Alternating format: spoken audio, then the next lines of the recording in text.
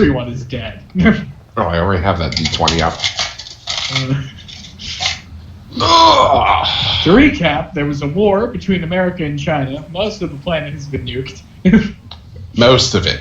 Australia wasn't nuked, but they just kind of looked like they were. Oh yeah, no, they descended into anarchy for completely different reasons. Yep.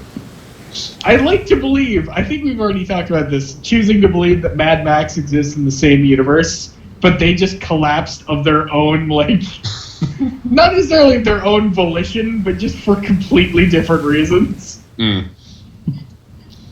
The dog food business got way too big and they flooded the economy. Flooded the economy with dog food. So, Shabba-hoopa. Are we ready? Yes. Good. So last time, the party, after a brief exchange with Sam, they finally got back onto the bird. Jesus. Bird. The bird. The Arkwing. Oh, wait, no. Bird is something else. You're right. The herbal derp. Yeah. And they headed back towards the Arkwing. And once back, they took all the kids to the med bay. Just to at least get them all checked out, see if they're okay.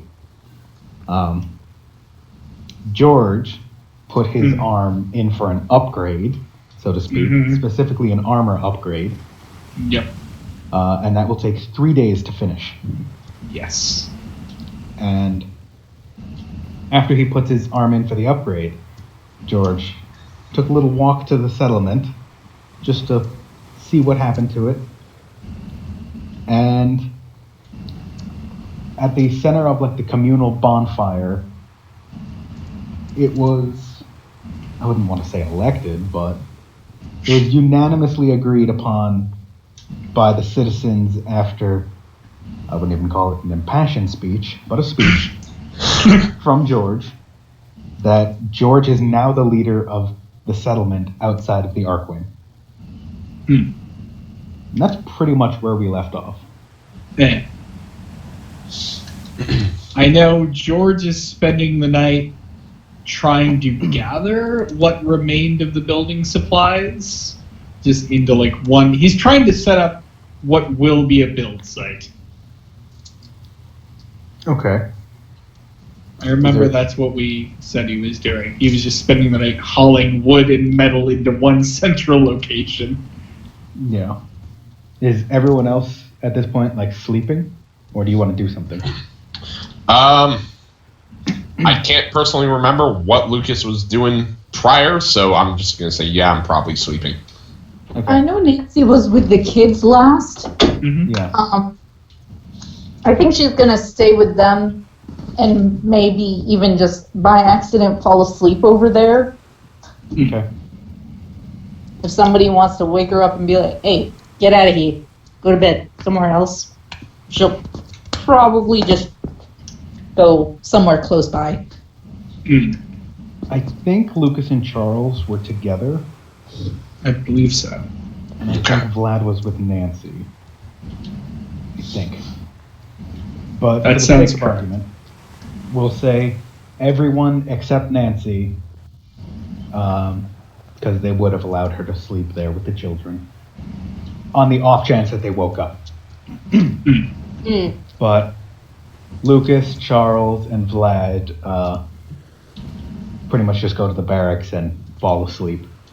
And George, who never sleeps, is just hauling scraps, supplies, wood, pretty much everything he can that wouldn't... Would you say that you would take what wouldn't hamper the current settlement's building process? Yeah. Okay. Yeah. So, I will say, to finish that building, you yourself will probably either have to take from the settlers or gather the supplies yourself. Like, go out and actually just cut down a tree or find slabs of stone. So, that's something you can think about if you want to actually make a building without hampering the settlers. You're So, after a pretty good night's sleep for everyone, except for George. Yeah, again, George has not slept in centuries. Might contribute to him being crazy. Yeah, ever so slightly. But everyone does rise at their own pace, and it is really just a brand new day. If there's anything you want to do, be my guest. Are the kids still asleep? Yes. Nancy's just gonna hang out there until they wake, I guess. Okay. Is it safe to assume, Michael, that you're still faffing about doing shit with supplies out in the settlement? Yeah, he's gonna keep doing that until a little after sunrise, maybe an hour or so. Okay. And then he's gonna try and seek out the kids. I'm gonna head on over to the settlement and I'm gonna try and find George. Probably won't be too hard. Probably not. Okay. He's not a subtle man. No. Okay. So. I'll say Charles and Vlad just tag along. Okay. Fair enough. Clear. After a quick stroll through the Arcwing, you do see people are starting to rise here and there. You do notice that it is basically like shifts at this point, because they never leave the three walls unguarded by a considerable force. Yeah.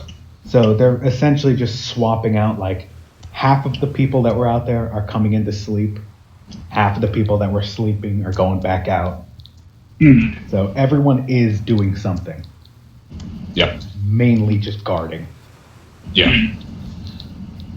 And once you step onto the first floor of the Arcwing and look outside, it's pretty easy to see that George has presumably all night been just hauling things into this one empty but central location in the settlement. Yeah. Alright, so yeah. I'm gonna approach George and I'm gonna call over to him as I'm walking forward. Hey! Oh God! George. What is that hideous noise? It's the sound of your companion trying to catch your attention. Ah. Hello. Hi. Yeah, he's leaning over like a pallet of wood. How's it going? Well, could be going better. Mm. Hey, Vlad, Charles, you mind if I talk with George alone for a bit? Oh boy. Vlad just nods and walks back into the Arcwing. Charles gives you a sideways glance, and as he's walking away, you cheat on me, you die.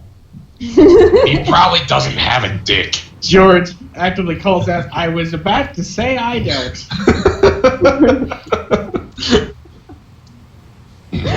Oh my god. So after Vlad and Charles get out of earshot, I'm gonna look to George, and I'm just gonna tell him, "Hey,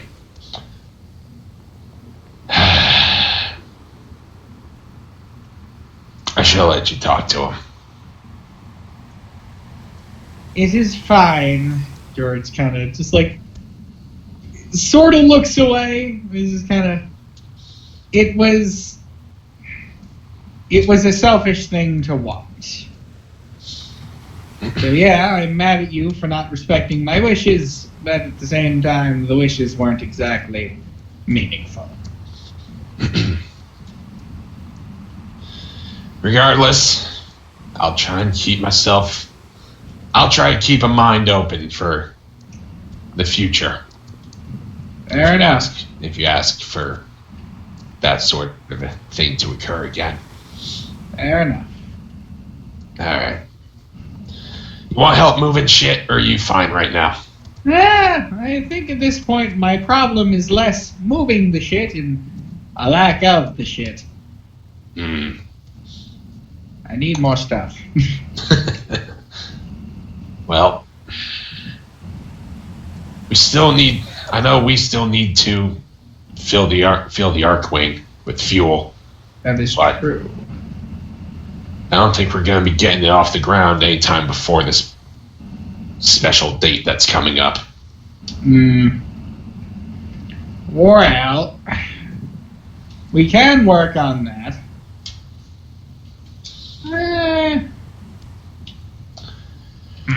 I was just kind of thinking. Well, right now I'm more concerned with the kids. Get them. I mean, I don't think I'm going to be much help in keeping and calming them down and soothing their senses. Probably not. I can't understand why, but just a hunch. I mean, you aren't any more hideous than I am. Yeah, but I mean, You I smell feel like- worse. first of all, fuck you. I hate the showers. I don't need to shower. I know you don't. Lucky bastard. Just for reference, he is still covered in Mirelurk goo. Who, George is? Yeah. Good. Alright, I'm just gonna, with that note known, I'm gonna kind of pick up a twig off the ground. I'm gonna kind of like press it against your arm and then try to pull it away, and I let go, and it snaps back to your arm. George sighs. Maybe I do need to shower. I'll just walk into the ocean. It'll be fine. Yeah, and then you'll be a walking radiation pool for the humans around here. Oh, that'll be fine. A little They're not radiation gonna- never hurt. Yeah, fuck you, it doesn't. I mean, you're looking great. Oh, really? I'm sure my complexion has done fucking wonders over the years. Jesus Christ. Oh, you're a very gorgeous shade of green. Puce. Yeah, puce is more accurate. The running joke of the campaign. Puce. Why does everything always result back to puce? Oh man.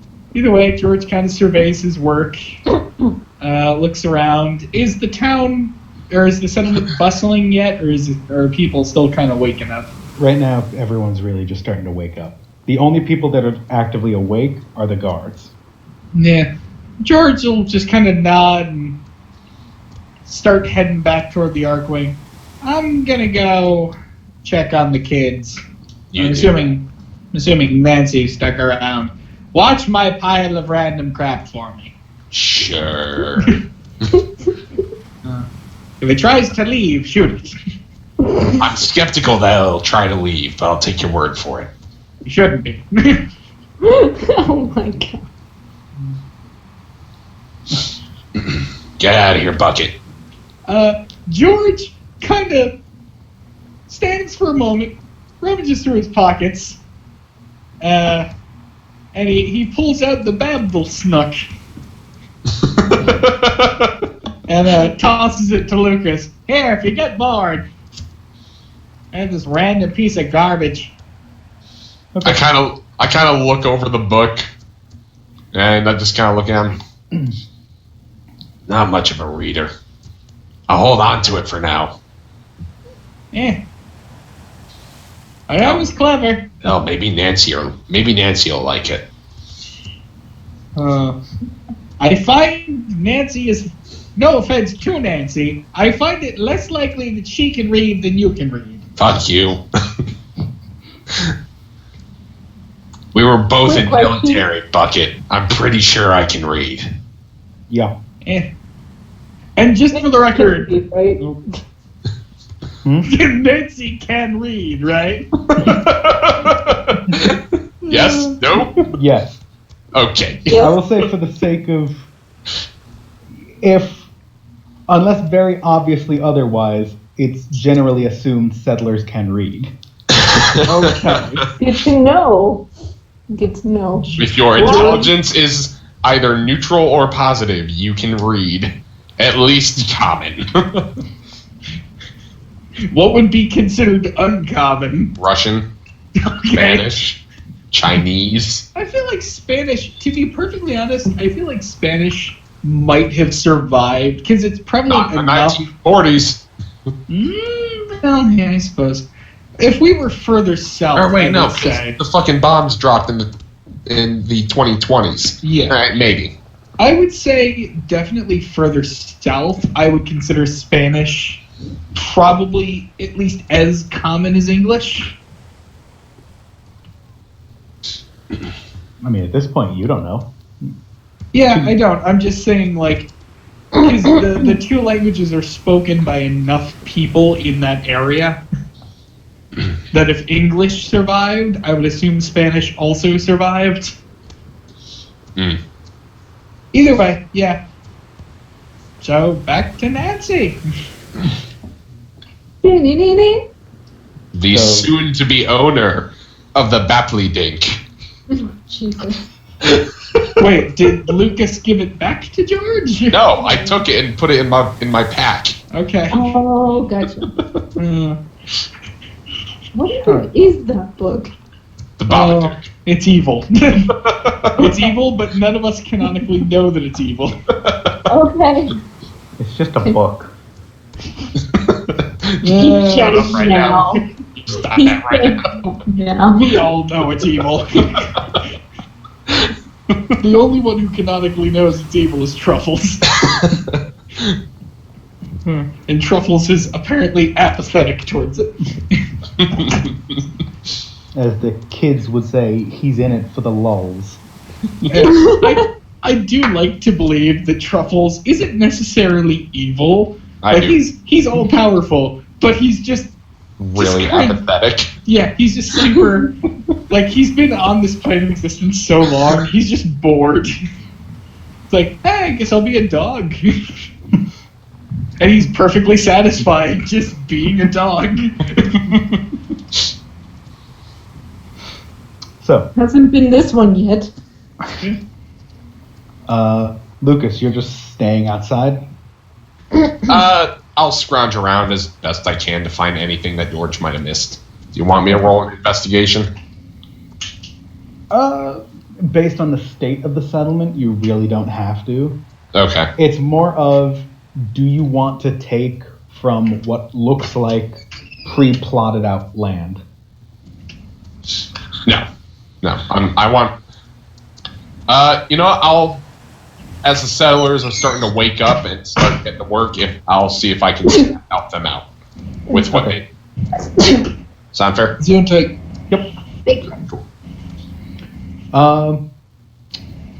What is Nancy just waiting for the kids to wake up?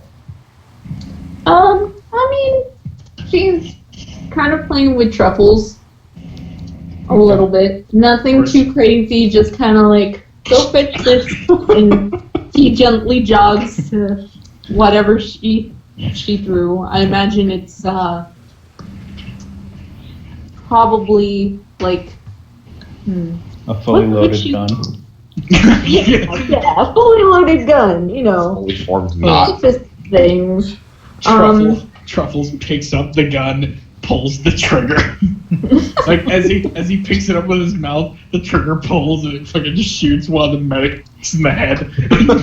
Jesus. Just doing it for But the no. But for some reason, no one noticed. Oh my god. And I'm his gonna body say, just vanishes. It's like the fucking Dishonored power. Just like, Just dissipates into shadow. I'm gonna say she's like throwing the scarf wrap, but it's all like consolidated into a ball type thing, and because okay, slobber kind of just stuck together. good. So she's throwing that and getting it. They go back and forth, and Okay. she's praising him like, good job, that's my boy." So, George, as you walk into the med bay, You do see Nancy just playing ball with Truffles, and the medics really just going about their day. Okay. Anything either of you would like to do? Does Nancy know George? Notice George? No. She has no memory of who this robot is. She forgot that he existed. She has never seen this particular George. It's another new face. No, all that's different is he has Groucho Marx glasses and a sombrero for some reason. As he walks over, hola! Yep. Speaks entirely. Nancy just throws up her arms. I'm done. That's it. I quit. I can't keep you anymore. If we were to, I want to say, if there ever comes a time where like George somehow manages to like fail a roll horribly and like break his fucking speech processor and be stuck on Spanish, he does not understand Spanish, so he would not know what he is saying. I approve of this. He would absolutely not know what is going on. So I will say that just because you're generally playing ball, it could be assumed that when the door opens, you do make a sideways glance at least. So you do know he's there. Okay. So when he gets close enough, I suppose, she gently stops playing with Truffles and turns to George. Hey there. You wouldn't happen to have a rubber ball or anything, would you? This doesn't exactly work, and she kind of raises the very scrunched up and soggy scarf wrap that is now in a ball form. Let me look. George, eggs. George will actively check his inventory. He has. What is the kale?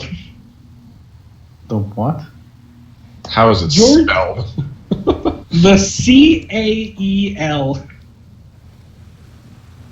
You see, this is why I'm against you just naming things what you want. I didn't put that in there. I didn't put that there. What the fuck? I didn't either. All right, well, I'll just leave it and hope that at some point, like, as George is rummaging through his stuff, he takes out, like, just a question mark. Just a floating red question mark. It's got to be just like, even better, it's got to be like a tiny little 3D printout of the word error. Yes. Oh, God. And both him and Nancy look at it. They actively stare at it for like 30 seconds. And then George very calmly puts it away and just kind of blinks repeatedly and then keeps looking. But when it comes out, it has to do the error noise like on a computer that dun. Yep. Yeah, George does not have anything that is ball-shaped and would not explode. So... That's no fun. Damn. You can Oh, well. take a shot with the EMPs. George does not feel right letting Nancy play fetch with an EMP. Because he feels like an EMP grenade going off in a dog's mouth would still probably somehow kill it. Truffles. George doesn't know Truffles is another otherworldly being. Not yet. Not yet. He has suspicion. Actually, no. Vlad has suspicions. But yeah, I will say George just kind of shrugs, pulls out his banjo. Real quick, I just gotta move. But yeah, George is just gonna kind of begin sort of strumming on the banjo. Are you going to try and play it, or just strum? He's trying to figure out. He's just playing with it, trying to figure out what strings or what notes, and he's kind of trying to learn it. Nancy's gonna scoot a little closer to him in interest. How do you play that, by the way? Well, George, I want you to roll intelligence. oh boy. This will either be great or terrible. Alright, hold on. Or terra-great. Alright, George is getting his dice out. He rolled a 1. Okay. George, every time you pluck one of the strings, it does not make a sound. You just pluck it, and it just goes right back to place. Is it like a little clunk noise? Yep. Like it makes a little like, thump, but it does not make any musical sound. And as you're going, you're plucking the string, no sound. Pluck the string, no sound. Pluck the string, that one broke. Pluck the string, no sound. George eventually calmly puts the banjo down. Looks at it. Looks very, very disappointed. So, did you not know how to play that, but you had it the whole time? It's broken. Yeah, but did you know how to play it to begin with, is what I'm asking. I knew how to play guitar. Is there much of a difference? Yes. A guitar. Hey, maybe Hannah has one. This is what Hannah has. A broken banjo. She sold it to me as a weapon. She would only sell it to me as a weapon. What? Why? Why? Because she's insane. And that's coming from me. You know, in my time out here, I've yet to meet somebody who's actually perfectly sane. I blame the radiation. What did you say, Lucas? That's not Lucas, that's Matt. I said that's fair. That's fair. Wherever Lucas was, he just randomly said, "That's fair." Like a small child was walking past him, just looks at him, just walks away. That's fair. Just coincidentally. Alright, so yeah, George is just kind of staring at the banjo disappointedly. Nancy does kind of shift gears a little bit, even though she's not a George. And she kind of looks a little more serious. So, what are you thinking about our next move in all of this? George looks at Nancy. Just the blankest. I realize George now has the ability to emote, but this is somehow the blankest expression you have ever seen on George. And he just kind of, he opens his mouth, closes his mouth, opens it again, closes it again. Then finally looks at her one last time and is like, to be perfectly honest with you, every moment is just existential dread and fear. So, we don't have a plan? This banjo was literally the only thing that I thought would keep me sane today. So, you don't think there's... I'm not gonna lie, George. Oh. I really want to find her. So do I. George kind of straightens his back. Well, at the moment we still have no real leads. What well, about that we girl? do, but well, What was her deal? same deal as our friend with the pyrokinesis. Oh? And she didn't light you on fire?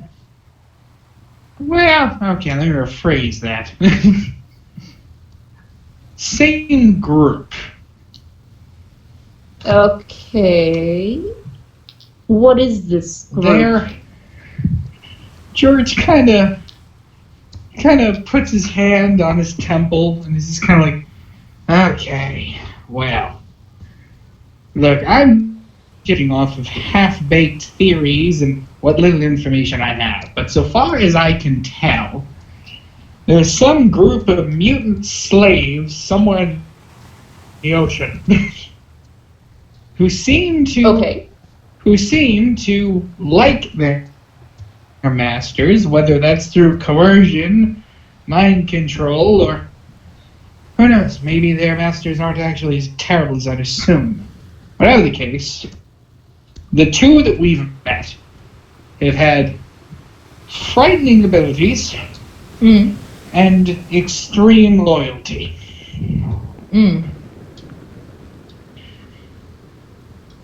All I know is that they're from the ocean.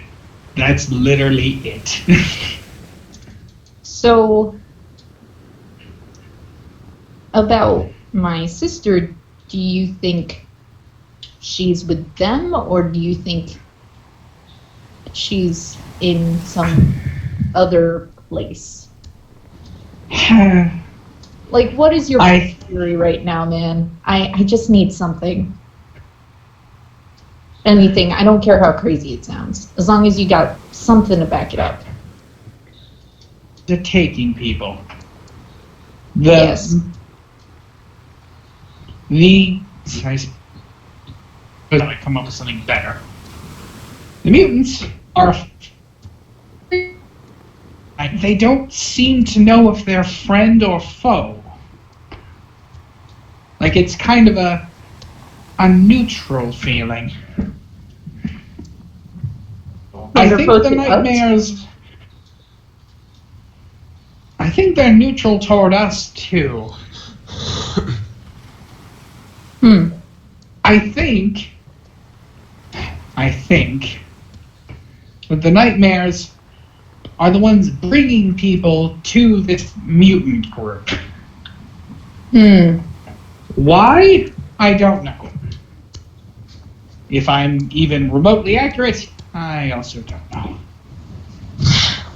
So... And unless you want to strap on some floaties and go out into the ocean, we aren't going to find out anytime soon. Is there any way to get into the ocean without getting ridiculously radiated? We're working on it. You could always just send me, but I have a feeling that will go poorly. Is there like a, I don't know, not a vertebrate, but like something like that that can go in the ocean? Was there anything like that back when, you know, before? Some things. I don't know where we'd find one. What are they called? Submarines. I could get us a boat, but a boat won't get us over the water. You can go over the water? Yes. George kind of looks a little confused at her. Like, some things float. Oh, that makes sense. Okay. I understand now. I think. All So right. the boat goes over. The submarine goes under. Yes. The submarine would be technically more useful, but again, I have no idea where we'd find one. Where did they used to be? Normally it would have been, I guess, military might have some, or marine biologists. They're being like some aquariums. Or, God, I don't fucking know. What's a marine biologist? Oh boy. A person, and if you don't know what fish are, they're animals that lived in the water. So they studied creatures in the water. Yes. Which would have been Why? why they would have had submarines. Were fish, like, I don't know, did they provide food?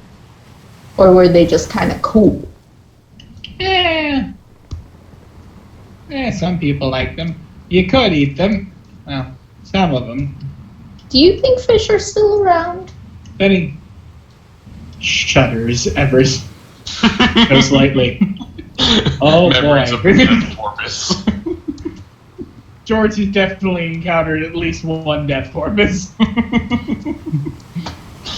And Miller. Are fish Well, dangerous? She squints her eyes very suspiciously.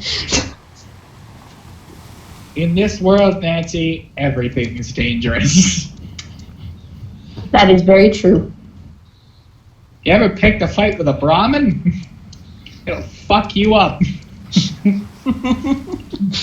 Good to know, I guess. I'm just saying. Well, As a general rule of thumb, mhm. trust nothing. Right. She gets up and looks at the kids. She looks back to George. Maybe I should wait. Would Well, you be I'm here okay? for whatever they... Mm-hmm. Would you be okay waiting here with them? Or do you Yeah, think it'd be do. better if I stayed? If you have somewhere you want to be, head along. I'll be fine here.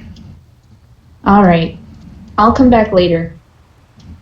And she starts to Alright. head up to, I guess where Timothy and James would be. Okay. Peace out, home slice. She kind of gives him a peace sign, not quite understanding it, but doing it. Instead, what Okay. Just somehow. instead, what she actually does is just throw West Side. Yeah, she actually does that. She's like, "What's your thing?" George suddenly has an afro. She suddenly gets the Alright. open glasses. Yep. So yeah, George will hang out with the Michael? kids.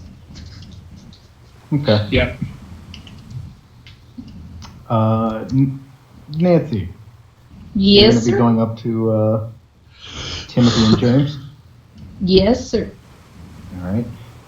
Lucas, what are you doing? You just still helping out the settlers?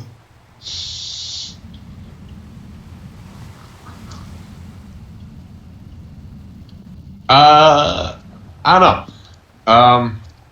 If I was part of the conversation about the submarines, I was going to ask you, John, if we as characters knew we were in Connecticut. And my second question would have been if I could roll intelligence to have any knowledge that Connecticut once had a submarine base in it.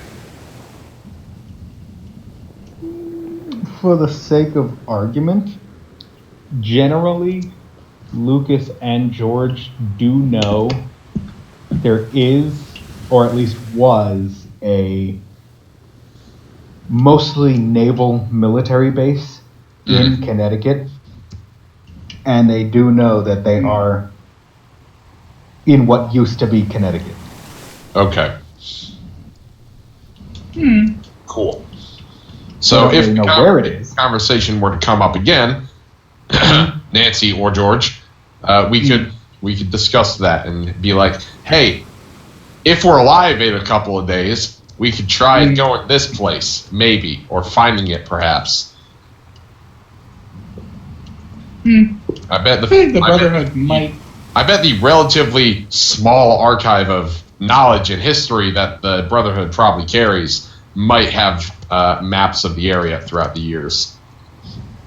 That's what Nancy's... actually. I mean, I'm being facetious about the Brotherhood not giving a shit about intelligence.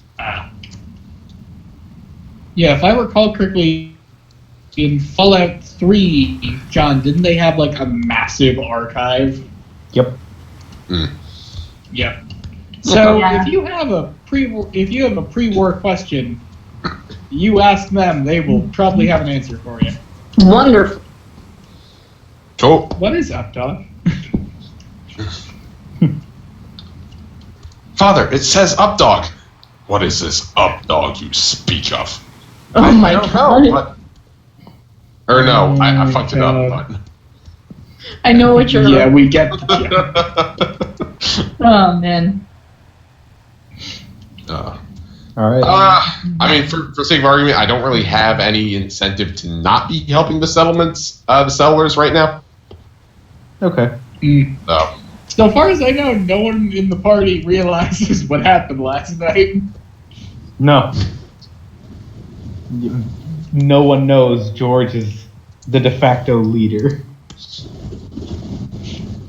that's fine. Lucas isn't trying to take a leadership role anyways. He doesn't want it. Start an election. I feel like George will regret it. Yeah. George versus Truffles for George. mayor. George for mayor. Truffles runs against George. Wins by a George landslide. If Truffles George. compete, George. if Truffles compete Sombrero against George George wins. would. Yeah, Sombrero George. The election is just George in various silly hats. However, whichever one wins, he is stuck wearing that hat for the entire term. Each term he changes a hat. Yep. Well, he tries to, but Sombrero George keeps winning. He tried to take him off the ballot, but everyone just wrote him in. Taco The other people Sombrero. actually voting are the different forms of George. We're all voting Sombrero George. Okay. Why do I hate myself? Yes. Anyway, please, away from George. I want George to not be the focus right now. So, after a short little elevator ride, when you come to the top floor, the elevator doors slide open. James is still in the Deathclaw onesie. Oh no. It's, Is Marina about to Of course he make a is. con save? Am I triggered? Yes. Am I silly? Do I need to make for this shit? I need you to roll endurance. Oh my god. Yes. Good. I want you to botch this. So the elevator doors just fail. open, and you just immediately vomit. Oh my lord. Hi, That's 20. Natural Okay. Plus one. Oh boy. Oh, Okay. it doesn't matter what the It- plus it- is. It's smell- overcome her it fears. smells- She's a new woman. It smells strangely pleasant in here. Oh God. All right, Nancy. Yes. As the doors open, usually you get hit by like a nasty smell, and you can really just plug your nose, and that's about it.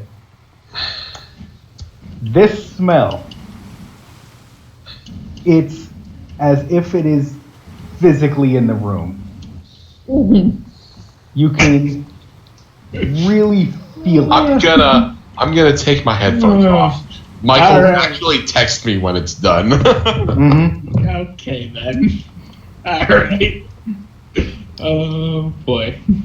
So, Marina, Yes. even though you've been in the waste for a very long time, you've grown up with minimal washing of yourself. as soon as this physical stench hits you, you just feel very dirty. But it's not so bad where you even retch or anything like that. You just feel dirty. Okay. And it is a bad smell, but it's not overwhelming. Okay. Got it. Telling you now, the DC for this is just going to keep getting higher. Oh wait, Matt's back. Okay. You came back of your own volition. Mm-hmm. Alright. So, You heard his comment about how this is gonna get harder and harder. Oh my god. It's gonna get to a point where George is just gonna try and roll strength to rip the fucker out.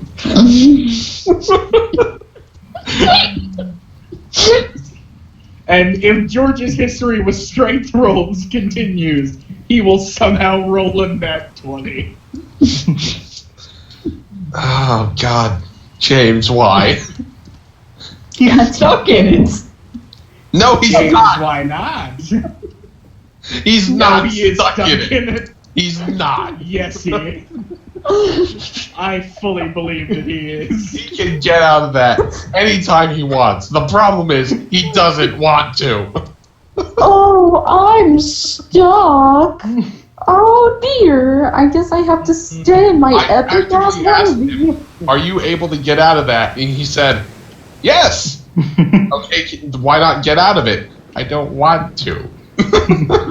He is in a rotting corpse. Why would he not want to leave? Because he's an idiot. He's Oh it. my god. okay. The elevator doors open. You do see James standing there. You see Timothy very uncomfortably standing there. And you see Vlad very uncomfortably standing there. And there is vomit on the ground. And I'm leaving again. Alright. Oh no. Oh boy. Okay. Alright. We've lost Matt again. So did they already see me enter and all that, or are they in the middle of something? They're really just talking. Pretty sure they will welcome any distraction. Yeah, they're just standing around a table just talking. It seems that they are pretty engrossed in what they're talking about, so they don't really notice you.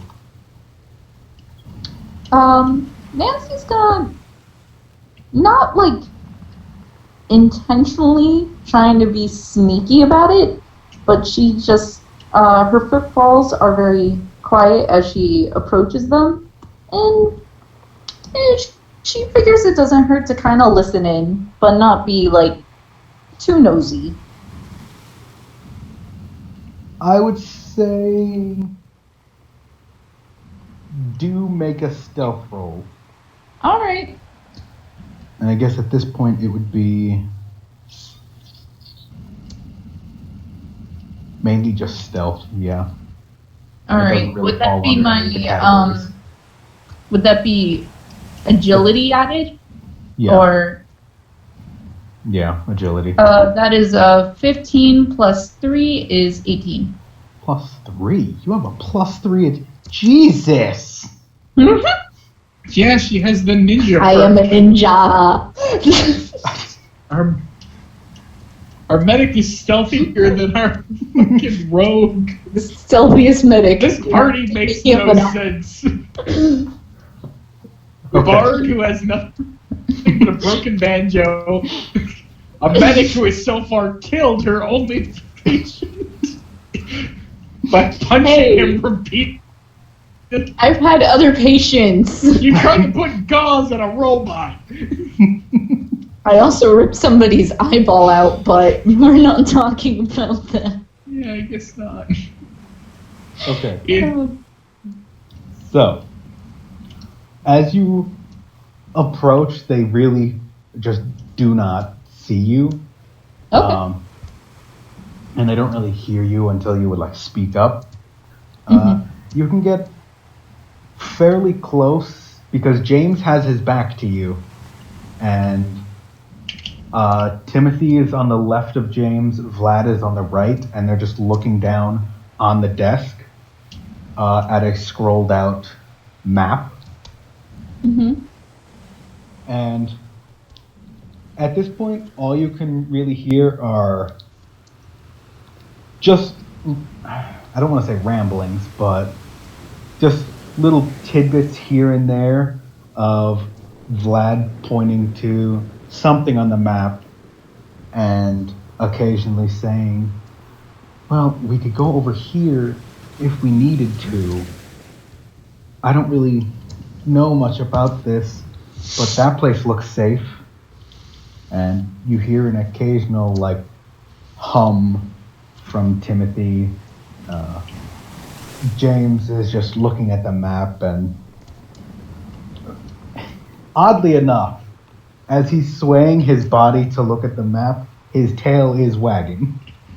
Oh my god. I'm waiting for the day where he somehow, like, he wears it long enough that it binds to him. I was about to say he's becoming a Deathclaw, slowly but surely. The longer he stays in it. Jesus Christ. So that's it, John?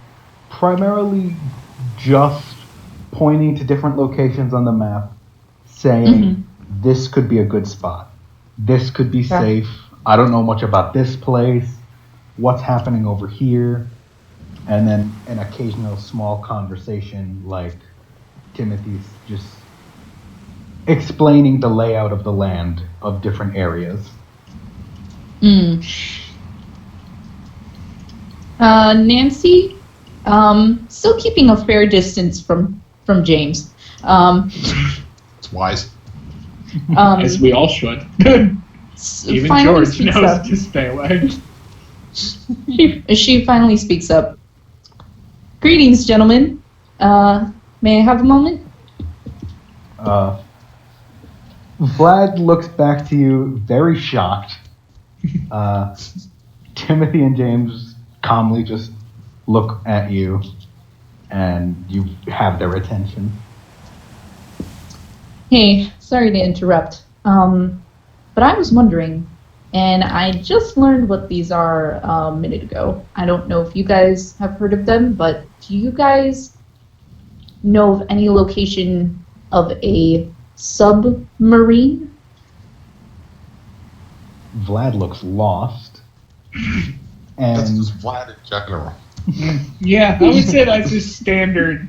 I would be more confused if you didn't look lost, if you looked sure of what was going on. That's like pointing out to me that I look angry. That's just what I look like. That's just his face. Timothy and James give a quick little glance between each other, and James turns around back to the map as Timothy addresses you. Well, we do know what a submarine is, and there used to be a naval base around here. Problem with that, when we sent people to go search it, see if we could find anything for our purposes, they never came back. Man, that seems to be the trend with this group of brothers. I was just about to say.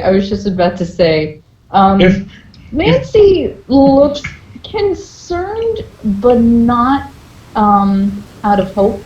She kind of smiles a little bit and nods in understanding.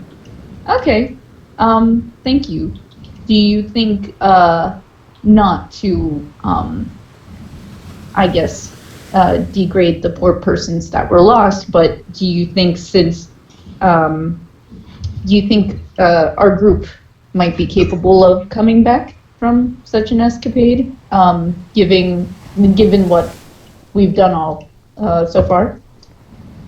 You hear from James, whose back is to you. Ha! Timothy gives him a little bit of a glare, a little bit of a sideways glance, and then looks back to you. While I would not be so forward as somebody, truthfully, I do not believe you're safe anywhere, but we sent 3 paladins to this naval base, armed to the teeth because of what we know is out there. We haven't heard anything from them. What kind of persons, out of curiosity, did you send to the last location we went to that you hadn't heard from? Also paladins, I assume. Primarily, we have been only sending out our best paladins. George doesn't know why, but his eyes keep rolling. Nancy respectfully nods. Thank you, Timothy. I appreciate that. Do you think you could give me the location? Timothy sighs, and you hear from James. I found it. Awesome. Also, just to clarify, and she turns to Vlad in a very serious expression. Serious. This is something that you don't have to be a part of. In fact, nobody else in the party has to. This is something I need to do. Vlad looks If at you want to be a part of that, I won't stop you. Vlad looks at you and then looks at Timothy. And Timothy is staring at Vlad. And then he looks back to you. I don't plan on leaving the Arkwing for a while. She nods and understands, and smiles even. That's okay. I understand. Looks like you guys are working hard. Or hardly working, George says to himself alone in the medical bay. What the fuck? James I like starts to think if burrowing there's through an the internal skull. George Nancy. I like to think there's like a mini George in Nancy's head that just kind of makes sometimes, and she just has to shush it, but nobody knows what she's shushing. She just looks crazy. She has an angel on her shoulder, which is her, and then a George on her shoulder. Not the angel's specified if it's a Vlad. devil or anything, but She has a Vlad and a George on her shoulder. And then there's just a third entity, which is Lucas, which is just constantly face palming. Yeah, oh yeah, he just exists to face palm. He offers no constructive help or advice. So, are you gonna walk over to the map just to see where it is? she's probably gonna ask for a copy of a map if she can get her hands on one. If they'd be willing to give that to her. Oh, right, I didn't do that yet.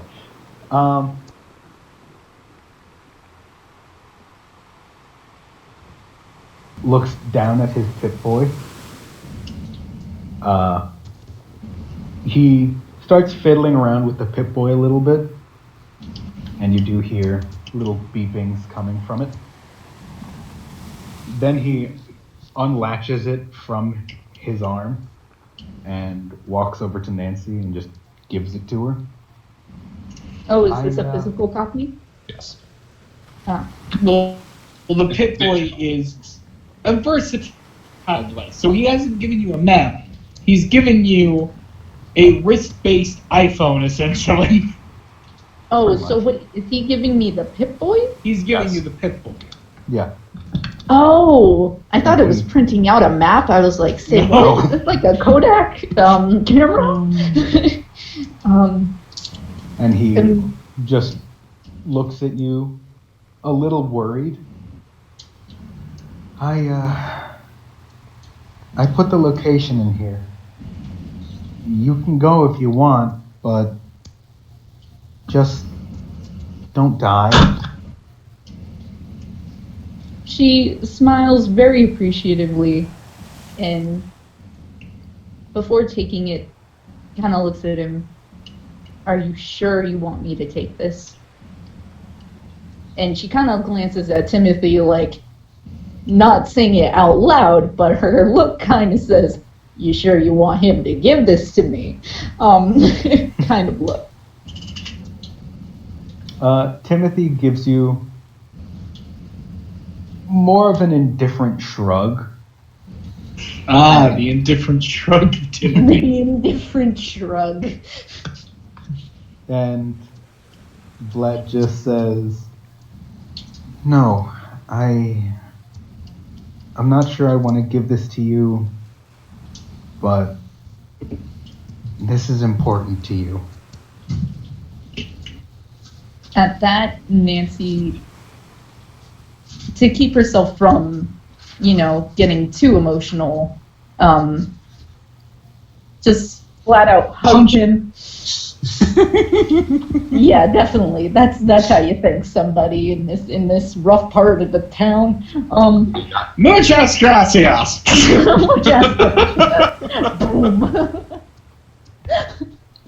Boom. She gives him a gentle hug. And releases it. Thank you. And I can't promise I'll come back alive, but I'll make sure that if I can't, I'll find a way to get this back to you.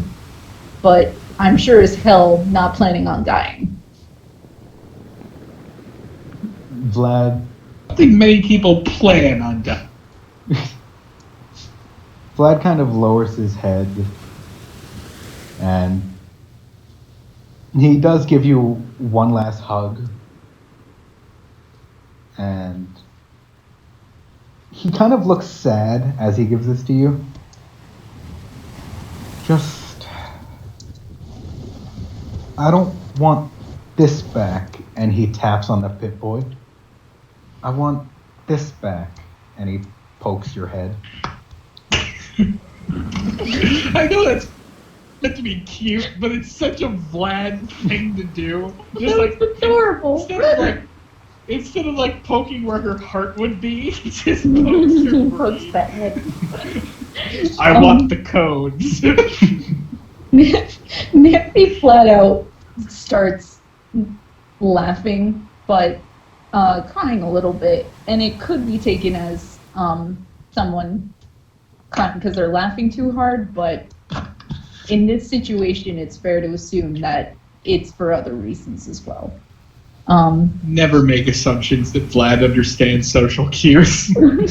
She wipes the tears out of her eyes and smiles and says, "You're a good kid, my dude, and you're gonna be a great leader, okay? Oh my god. When I come back, we're gonna try My a food dude. we've never tried before. Got it? I don't know what it is, but you do your research. We're gonna try something neither of us have tried before. We're gonna get adventurous, all right?" George quietly whispers to himself, "Rat mates."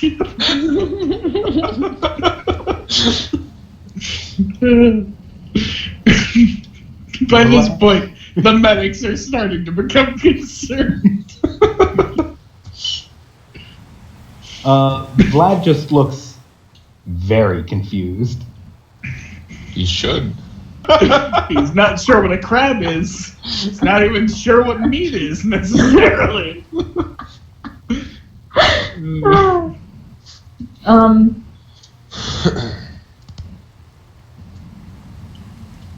Because, hey, you only live once. Might as well. God damn it, I can eat almost anything, any day, anytime, anywhere. What? What? Alright, I'm gonna be honest with you.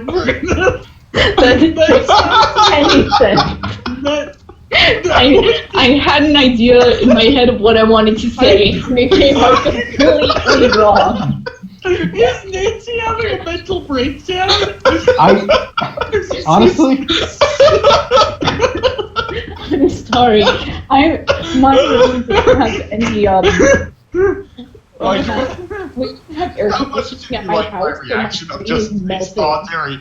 What? I'm sorry. My brain is literally melting. We have no air conditioning in my house. Sounds like personal problem. Oh.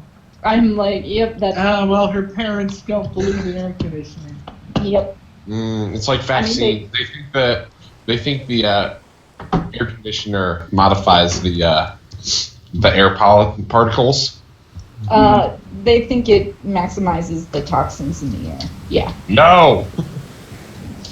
Don't... It purifies. I'm not even gonna try. I'm not don't even know. gonna try and argue anymore. No. I thought you were joking, Michael. No, he wasn't. Ah. gonna be honest, I really thought that was Nancy's like horrible attempt at like flirting. No, she did not see Vlad that way. I'm happy. Man, I'm happy my mind wasn't the only mind going in that direction, John. Man, I could really go for a nice big long sausage right now. No. I'm more talking about we're gonna go out. We're gonna do things. We're gonna be a team. We're gonna try new things. Oh my god. John, for the sake of my sake, can I try that again? Nope. Can you let her take it back? No, Because that was absolutely not. just That's so old. like. It was so That's out of recorded. character. It was so out of character and random. That was amazing. That was so bad. That was so. You never so lived that down, bad. Marina. No. Oh my god. So, Damn it. I think at this point, just take. Cooling system. Just Turns into Vlad times 2. take it and walk away. Okay. John, do you mind if I pull attention away from this shit show for a moment? yeah, sure, why not? Okay. Can I say, would it be okay if at some point I just kind of went away from the settlers after like finishing whatever task that they had set me on, and then I found one of the merchants, bought myself a metal flask, and maybe bought some drink powder, like some vitamin powder that might have come with like the MREs or shit. Okay. Right. I'll say for that it would run you about 55 caps. Okay. I'll mark it down in a moment. And everyone the John. updated map, by the by. Yeah. Cool. John, how many, if I was to be taking like sips, how many sips out of one of my radiation vials could I get? Like the 5 rad bump sips. Of the vials? Yeah. I'd say 1, 2. About 5. About 5 sips per vial? Yeah. Okay. Do you have a ballpark idea of how many of those I can fit into the flask? You could fit about 3. Okay, so 15 sips. And my final question before I update my sheet. Is it okay if I have the flask be kind of like a side item like my notebook, so it's not taking up an inventory slot? Yeah. I could say you could easily just like attach it to your belt or something. Okay, cool. Lucas now has a flask filled with, I'll say, pineapple flavored radiation. Jesus. Why pineapple? Yeah. So right now, I think Lucas has a physical map, and Nancy has a Pip-Boy. Digital one. Yeah. And Yeah. also, I should add that to my stuff, right? What would I put that under? Just my inventory? I would class it as armor. Like, put it in your armor slot. Just note you have a Pip-Boy. Right, John? yeah, the Pip-Boy shouldn't take up in Like near the armor It's a piece of it. or I would say a buff. Yeah, near it. Yeah. Put it as a buff? Yeah, that makes sense. put as a buff? Yeah. Put it as a buff. Pip-Boy. Yeah. Pip-Boy is something you kind of have to remember that you have because it has a lot of uses. Mm-hmm. It got a lot. And I'm sure. Yeah. Pip-Boy. And that's spelled P-I-P boy. Yep, B-O-I. Yep. I was about to say, please spell it that way. My lord. Spell it P-Y-P-B-O. Now, Technically, it's pronounced the same. Jesus. Now, when we, wait, is Lucas still doing stuff? You still doing stuff? Eh. Eh? I got my flask. got your I will remove 3 of my vials and have, like, a flask counter somewhere underneath my equipment.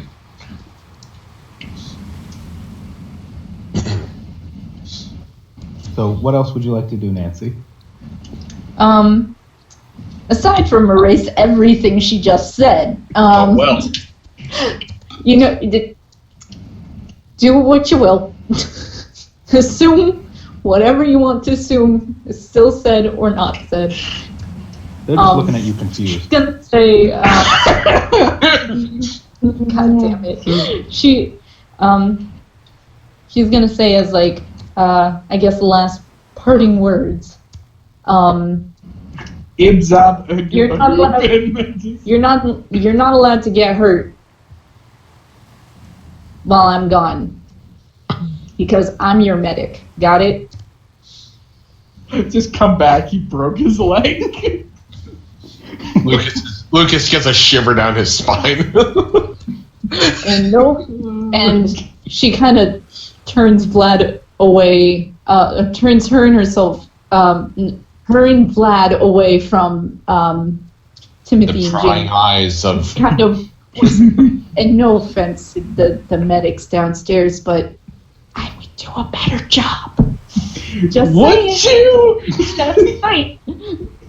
Whether she would or not is up to debate, but she thinks she would do a better job. Down in the bar, you just hear Charles, like, say under his breath, "Fuck, you would." And then he just kind of looks around like, what? Why did I say that? Having one too many drinks. Vlad When you drink so much, you Man, I can- need to lay off the cocaine. Vlad kind of chuckles to himself. Bitch talk right there, Michael. Sorry. Well, I can't really promise anything, but that just means you have to come back in case I do get hurt. Aww. My mind is still torn on know. whether or not Vlad is actively trying to flirt with Nancy at any given point, or if he's just... He's just Like being that. adorable. I kind of like a sister-brother thing. Yeah, what I could be that. I don't know suppose if it that's remains what to be Nancy seen. does, but that's what Nancy sees it as. And she's like, sounds like a deal, and goes for the fist bump again that she taught him how to do when they kind of first met at Ish. Still fucks it up. Oh my god. Hang on. Yep.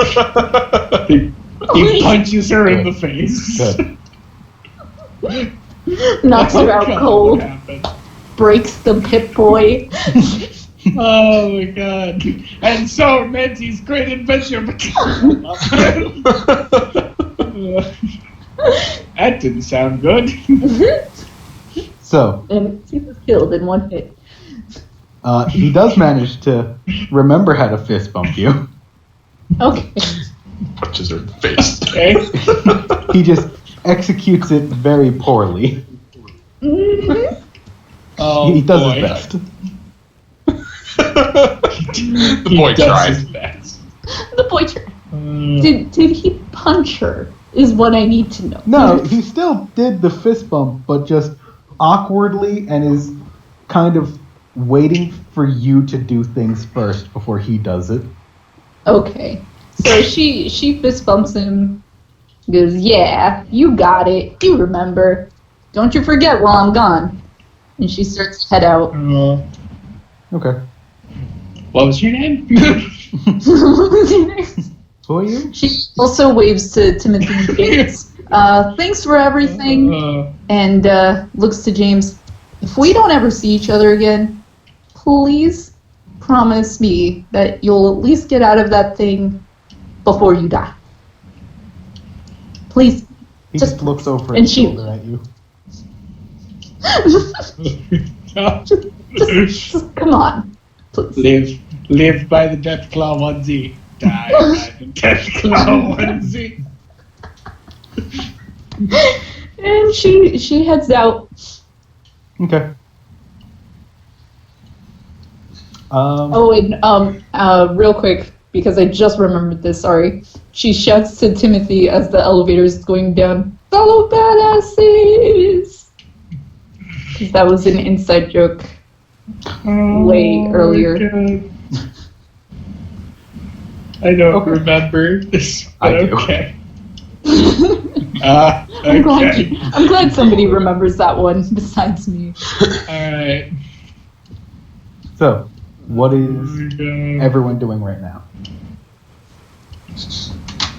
I'm gonna try and meet up back with George. The last place I knew he was dealing with children. Okay. I'm gonna say How has George been dealing with the children? I'm gonna say George is desperately attempting to somehow fix the banjo. Okay. Because it's fun, George. Mm-hmm. Roll another intelligence. 19 flat. 19? Okay. Yeah. In pristine condition. No, I'm just kidding. He You're falls on able this. to figure out why the banjo wasn't making any sound, and that's mainly because there's nothing to tune it.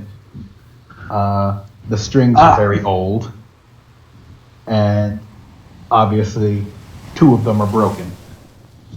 So those strings you yourself right now cannot repair, and the strings as a whole you would probably need to replace. Got it. George just kind of looks at it for a minute. I should just throw this piece of garbage out and work until I find an actual guitar.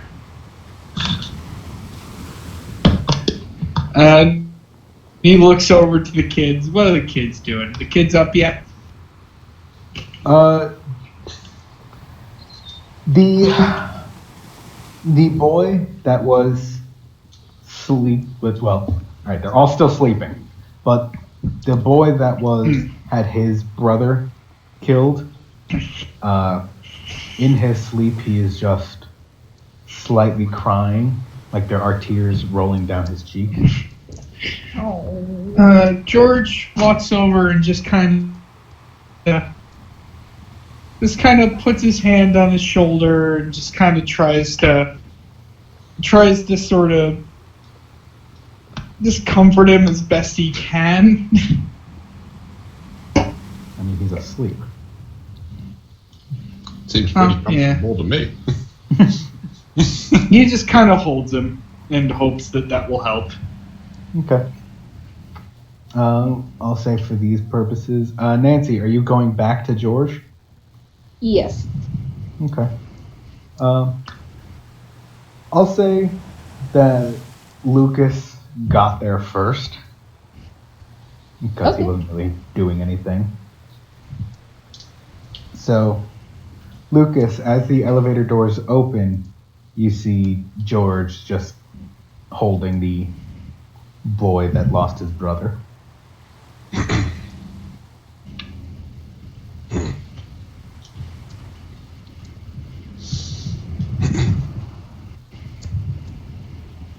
I'm assuming the kid is still like fast asleep. All of them are. Yeah.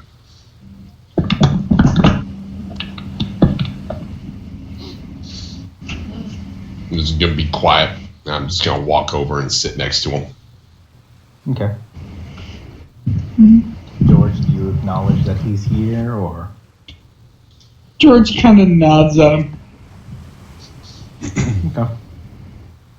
And after a few minutes of silence, the elevator doors open again, and Nancy walks in holding a Pip-Boy. All I can imagine is she walks in crying and just says, "Vlad's dead!" I was about to say, George is actively looking at it, seeing if there's blood. Oh my lord. I'm gonna tap George on the shoulder and just kind of motion that I'm heading over to Nancy. And I kind of I motion to Nancy to kind of be quiet because most of the kids are asleep still. She nods in understanding. Yeah. Truffles nods. And then I'm gonna kind of lean towards Nancy and whisper, "Do you have any idea of what we're gonna be doing next?" She kind of smiles and whispers, "So I'm the leader now? Is that how this works? He who holds the current Pip-Boy." leader.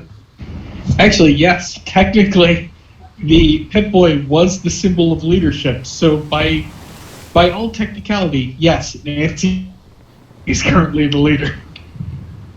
George will Yeah, default sure, to her. whatever, kid. With this Sure, whatever, kid. Where are we going? with this new fact in mind, as it finally kind of hit her that now she's kind of the leader, her eyes kind of sparkle a bit with newfound respect for herself, and she kind of smiles at Lucas determinedly. "Well, I have a pretty good idea," but then her face kind of falls into more seriousness. "But I'm not gonna lie, it is dangerous, as is everything we've done." Can And- George we're hear them? whispering. We're whispering at the moment, so that's up to you, John. Okay. At this point, George, you can see that their conversation is pretty serious.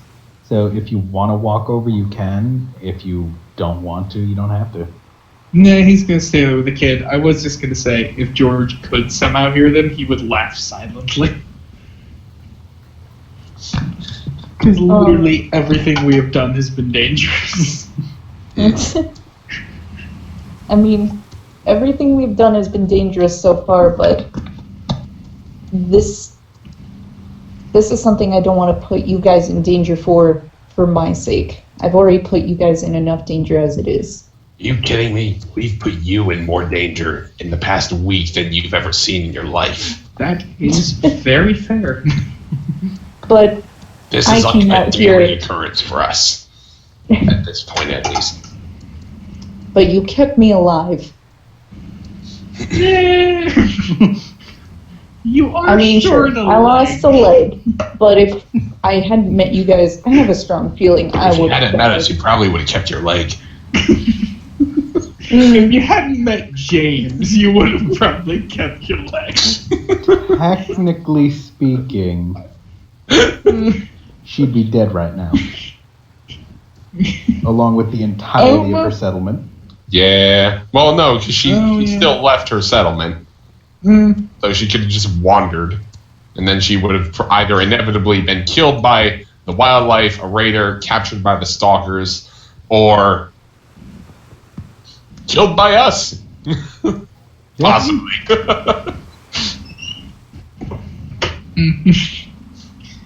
Oh, hey, look, a random person. I don't know why I did that. I left me. Oh my God. Oh god. Is George eventually gonna have to roll for bloodlust? Yes, please. Roll to not shoot child. You failed. You failed. You shoot the child.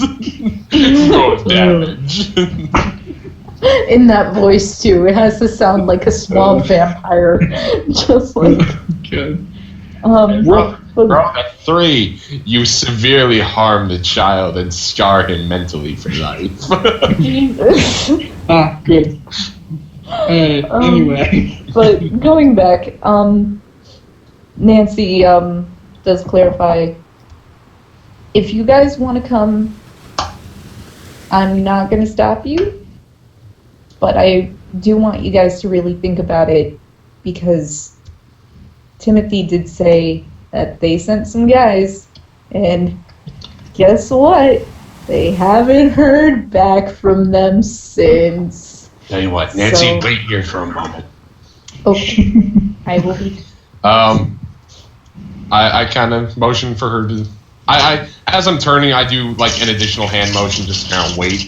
As I'm turning, I walk over towards George, and I kind of lean in and I whisper real quietly, trying not to wake the kid. So,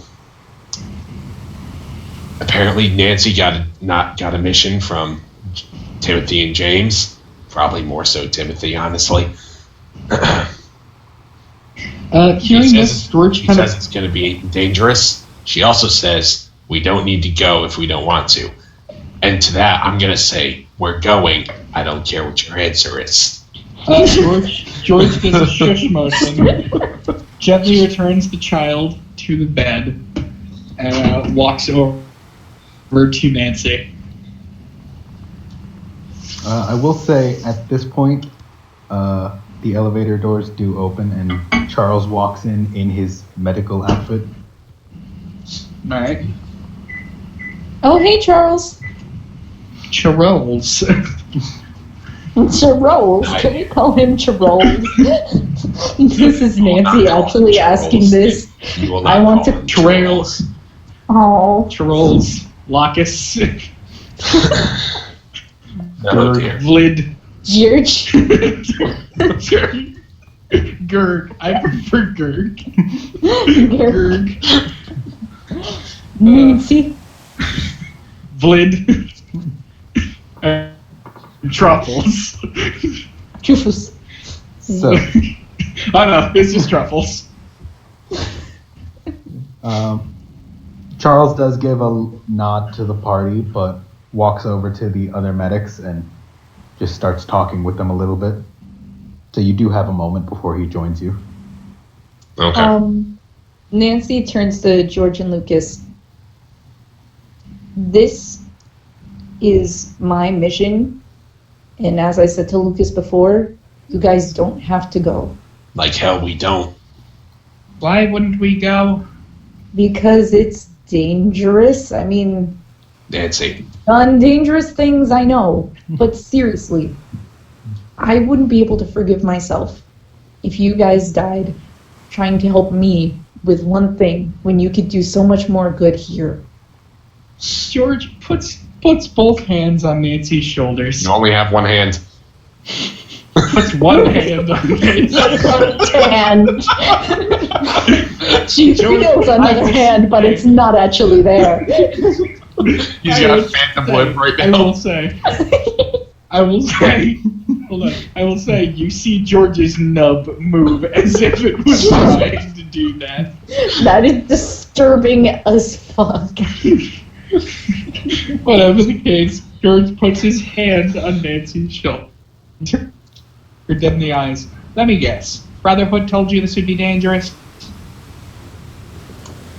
Yeah. George, Yeah, they did. again, George looks her very close in the eyes. 60 years ago, Brotherhood would have told you I was dangerous. Don't listen to the Brotherhood. You may have a point. George then But kind of pauses. Okay, maybe don't blatantly ignore them, but they aren't the end all be all. right. We're resourceful. If we need to get out of there, we'll get out. Yeah, there's that too. But I If want we you need to guys get to out know. of there, we'll figure a way to get out. I do want you guys to know this now. If we find her and she is there, What? I am not leaving without her. George kind of looks a mixture of sad and concerned, but just kind of nods. And if you guys have the chance to pull me out of there, don't.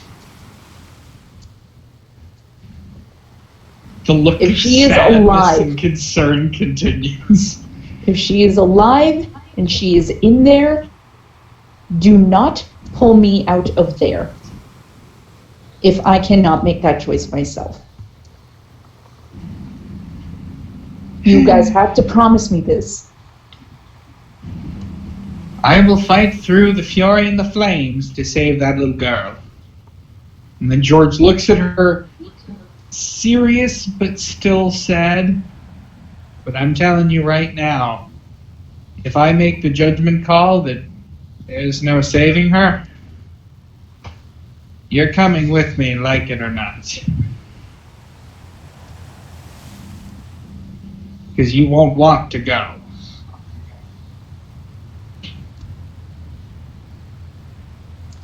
She pauses.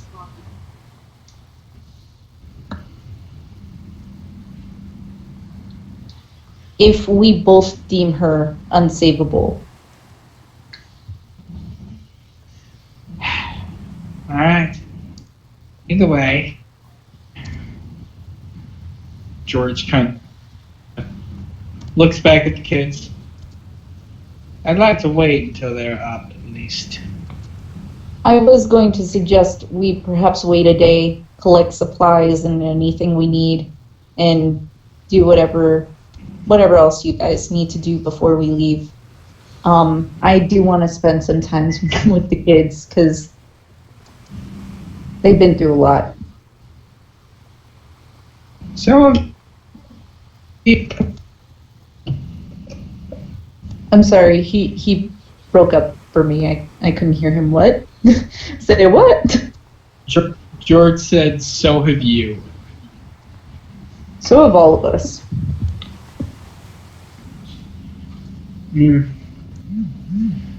George kind of just walks back over to the kids. Looks back at Nancy. Looks at the pit boy. And then just kind of smirks ever so slightly and says, boss. And walks back over.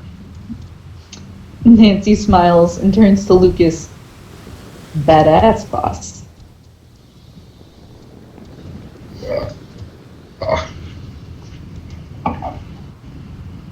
So, I can't hear Says that. Okay. What did he say? Hey, She can you hear said, me? Oh, I can hear you. Yeah, my internet's shitting itself at the moment. Oh, gotcha. I said, So whatever you said to me, Marina, I didn't hear it. I will say it again. Nancy looks to Lucas and smiles and says, badass boss. What? You call me boss, I don't know. but I am badass boss. Yes, George called her boss. Hold on I one have a second. feeling Matt cannot hear It's us. all yours. Go ahead. I will get out of your way. Sorry. I'm going in between rooms right now. Alright. Yep. I'm good. Hold on, give me a moment. Ooh, those cookies. Lucas freezes in place. Stop. Can I Lucas take T-pose. a hot second to grab a cookie from downstairs, guys? No. Please. I like to imagine whenever any of us goes and we just hear T-pose. I'll be right back. I'm just grabbing a cookie. I'll be right back. Okay. why are you still here? Get the cookie. That is an interesting thought. I really would love it if we did all just T-pose. Like, whenever you're not interacting with an NPC, they just T-pose. Except no one in universe acknowledges that this happens. Okay. Why is... Because Matt is angry. Oh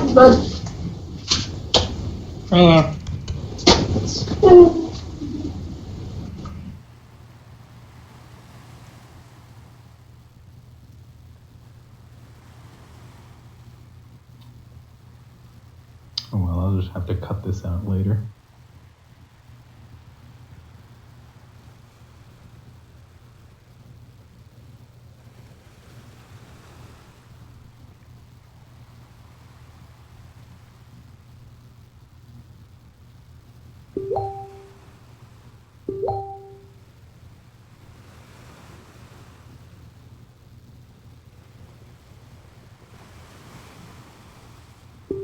Let's see if this works.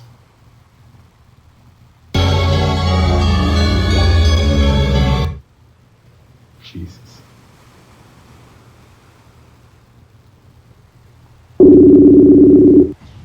It looks like my internet stabilized. Hello? Hello. Hello. Alright. I said I'd grab one cookie, but instead I grabbed 3. Oh, what a rebel. Fuck. Scandalous. 3 completely different responses. Alright. Cliff notes. What the fuck did you say to me? I said... All right, George. look.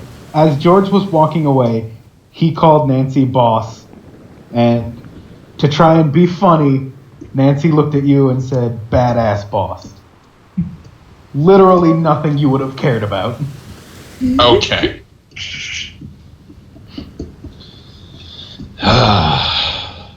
By the by, how long is everyone going? It's the weekend. I could go as late as you guys are willing to. 10:30 would be nice. Cool with that. 2:30. Got it. Boy, 2:30. boy, no. So, John, is this essentially an upkeep, a time frame for upkeep and preparation? Yep, if anyone wants to I- do anything. Or one of my favorite lines, buff before the raid. Right? George is going to. He's going to go address his people like a Quickly. good mayor. I totally wasn't going to say George was going to go scrambling around the settlement trying to find someone selling a guitar. So yeah, George goes to see how things are going in the settlement. Okay. What is everyone else doing? Oh, so Nancy's gonna go ask about a vertibird. Okay. Vertibird. A vertibird. A vertibird. I'm going to. John, can I head up the gun shop or the armory or whatever the hell it was? And I need to punch a man in the dick. I'm not going there to fuck with Vincent. I want to But you upgrade. will. I want to upgrade my energy pistol. Okay. Yeah. Yeah, that would probably be the armory. Yeah. Do what they're doing first. But that's where I'm heading. I'm gonna be right back. Okay. Obligated. Applecarby. Let's start with George. Okay. So what are you doing? George is going down to the settlement to see what is what. He's just going to see what's going on. Get a feel for what is occurring. Okay. Unlike yesterday, when you went to the settlement, Jesus Christ, what is all that noise? Oh, it's Marina. Huh? Marina? Okay. I wasn't doing nothing. I hear a bunch of tapping and Unlikely. clicking. Might be me, to be honest. Well, cut the shit. Alright, so, yes. Unlike yesterday, when everyone was just gathering around for the bonfire, like winding down the day, today seems all about construction. All of what appears to be like the strongest men and women in the settlement appear to be just hauling things, hauling lumber, setting up and holding different frames just so other people can either put it in place. And everyone else who doesn't really look like they can help with the construction is really helping with everything else, like preparing meals for everyone, gathering water, and there are some people who are still like walking around with the Brotherhood on the walls, mainly the one on the inside, but they're still doing what they can. There are people who are still going about their day, like looking at the shops and seeing what's there, but there really aren't any shops that are there besides Hannah's. But there is the occasional person just selling something out of pocket just to make a few extra caps. So the town is lively, but it's nowhere near complete. George is just going to try and help out with the construction as much as possible. Okay. I will say he is specifically going to carry stuff, and I will roll strength. Yep. George has rolled an 18 flat for strength. Okay. Then, with your strength, and based on the fact that you only have one arm, you would really be delegated. Like, even though they appreciate your help, and even though they recognize you as their de facto mayor, they really just have you holding things in place, not transporting things. He's fine with that. Whatever he can do to help. Okay. Nancy, Yes. what are you doing? I am seeing if I can get my hands on a vertibird for this operation. Operation Nancy. And where are you going for that? Oh God, what's it called? The Flight deck. flight deck. Thank you. I was like, I know it's a deck. Okay. The flight deck. The flight deck, please. So, another short elevator ride up. When you do get outside, you see there are some crewmen of the vertibirds just doing their regular checks and making sure that they're still flight worthy. They are doing light repairs on some of them.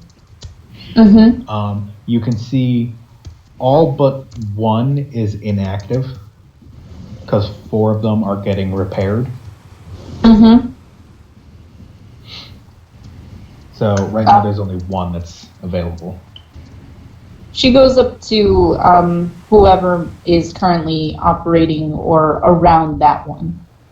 There are a few pilots and groundkeepers here and there. A man turns to you. He attempts to look at you, but his eyes cannot look in the same direction. No, no. This is a struggle. Hi, I'm Pilot Jebediah Silverstone. That's a cool name. So what would you like to do? I would like to go up to the nearest person who looks like they may be of authority to this bird in particular. That would probably be the pilot standing right next to it. Sounds good. Okay.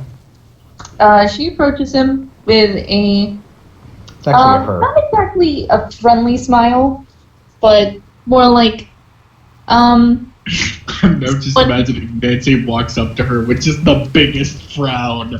Just like, she just looks very focused. Okay. And she goes, "Hello.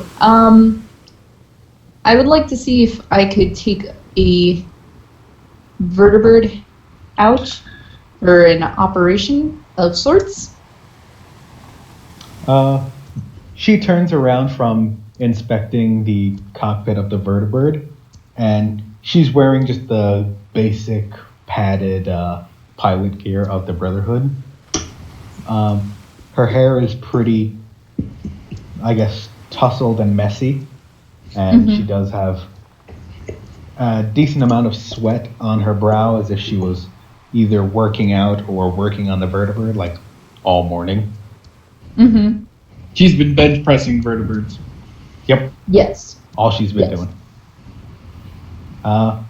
She turns and looks at you. Is this an operation sanctioned by Timothy? Technically, yes. Yes. Jinx. Technically, yes. And she holds up the Pip-Boy and by his son. Vlad has no power here. And where would we be going? She By the fiery pits of hell. takes out the Pip-Boy and shows her the location right about there. For reference, it's on the bottom right of the map. I don't know if any of you have looked at the map. Oh, is it on there now? At it. Yeah, it's at the very bottom right. It's not as big as it should be. I'll fix that later. But That's okay. it is to the right and across that gap of water from the Cult of Whales. Fun. The cult of the whales. Uh, All praise the sperm whale. I would love it if we got there and they're just a harmless bunch of morons wearing like whale onesies. Selling like collectible whale figurines. she takes a look at the location that you pointed out and gives a little scoff. I'm not taking you there. Then who will? She looks at all the other pilots. Hello, I'm Ace Pilot. Jebediah. He's back. Hello. No, I don't think anyone's taking you there. Then teach me. Teach me how to fly one of these. What did I come back to? Right. Why don't you just run along and find another way? She slams her hand against the side of the vertibird. Either you find someone, or I will.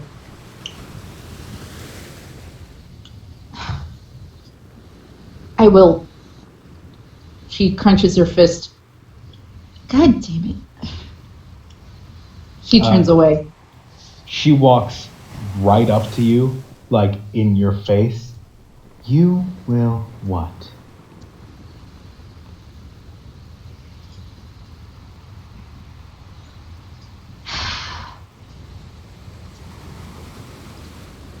I'll get a very inexperienced flyer to fly it.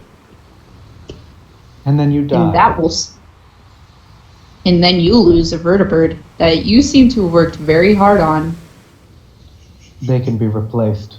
Your life can't.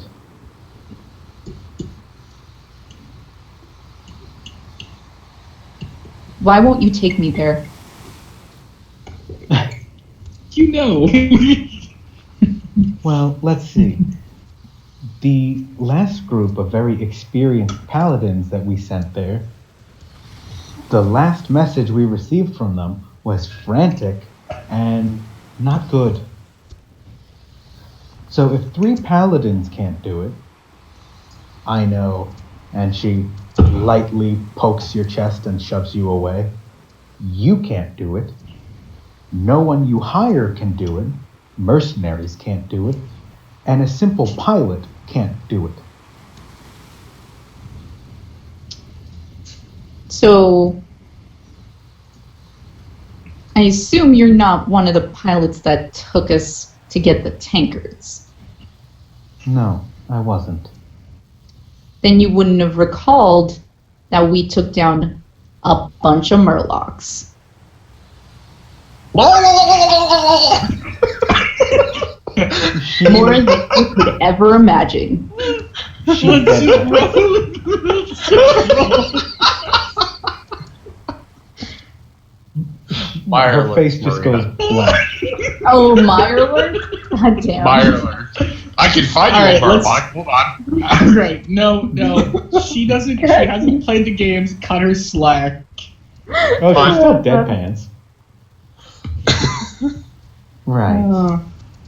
Mirelurks. Well, if you want to continue to kill Mirelurks and be the best Mirelurk killer out there, be my guest. Still find another pilot. Will do. She walks away and looks around for other pilots. Okay. As of right now, 3 of the pilots are currently working with engineers on one of the vertibirds. And there is another pilot that's standing off and watching over the other vertibird that's getting worked on. So there's a group of 3, and then there's 1. She's gonna go up to the group. Silverstone. She's gonna go up to the group of 3 first. Okay. Um, As you walk over, you see there, one of them is crouching down with an engineer who's under the vertibird, pretty much instructing him, like, from what you can gather, he's just saying, I don't want this bird messed up in any way. I want this to be exactly the same. Don't fuck this up. And the other 2 are pretty much doing the same thing, just in different locations. One of them is with an engineer on top of the vertibird, working on the rotors, and one of them is in the cockpit.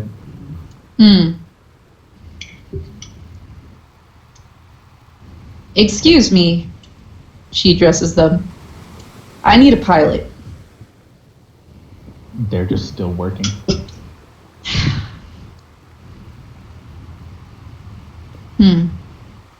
She taps on one of them by the shoulder. Excuse me. He looks up at you a little annoyed. Yeah, what do you want? Would you be willing to fly for an operation that was cleared by Timothy? Where to? She takes out the Pip-Boy and shows him the location. He chuckles to himself and waves you away. I don't have time for this. Then who does? No one. None of these experienced pilots will ever take you there. We know what's a lost cause.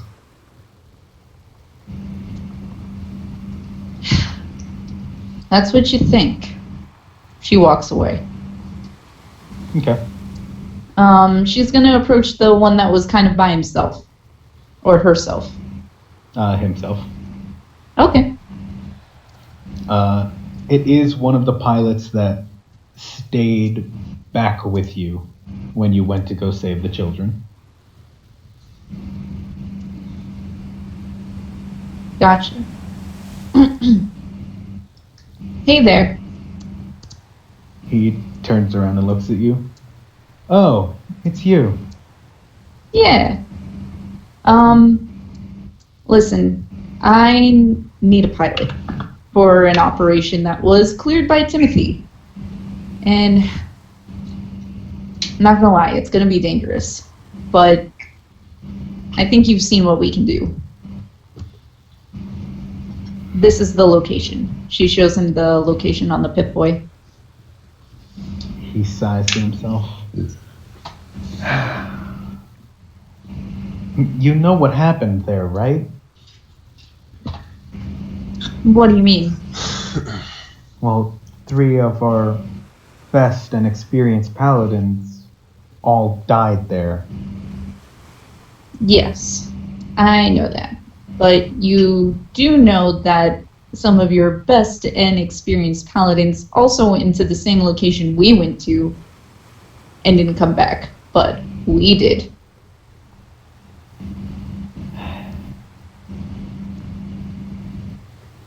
He really lowers his head and puts his hand on his chin and looks like he's really thinking it over. I have seen what you guys can do. He kind of shakes his head and seems a little bit defeated. Give me 1,000 caps and I'll do it. How many? 1,000?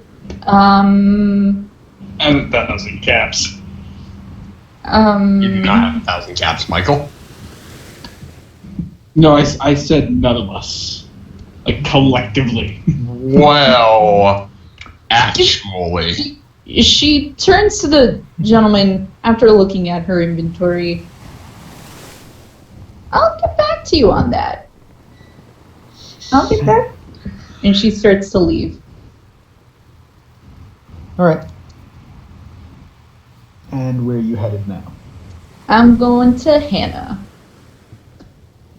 Okay. Lucas, what are you doing? Just Well, going up to the armory? yeah, I'm going up to the armory. I'm going there specifically to upgrade my energy pistol. Okay. Hey, just information for my fellow players. Mm-hmm. I have 1,000 caps. Yeah, I'm aware. I'm about to have less than 1,000 caps. Yeah, I'm aware. Wait, how many caps do you have? I have He has 1,097 caps. 1,097. He's been hoarding his money. Jesus. I have not been hoarding it. I've also been spending shit tons of it to help the party where they need it. That is true. That is true. I also haven't just been spending it frivolously, though. Like on oodles of explosives. Those He's a smart explosives will, potato. those explosives will pay off one day. We're going to be attacked by a Marler Queen, and George is just going to throw a satchel of explosives into its mouth Oh my lord. with one grenade pin pulled inside. Mm, I mean, Vlad has 630. he does. Yeah. Nancy have 120 something. No, 152. But she does have some items that could sell for money. You know what? I'm gonna go to the grizzled old dude who made George's fancy claws Okay. when I get up there. Am I able to enter without being accosted by the short man? Vincent is terrified of both of us. He will never speak to us. You could safely enter the armory. Okay. So I enter the armory. Do I see the old man anywhere?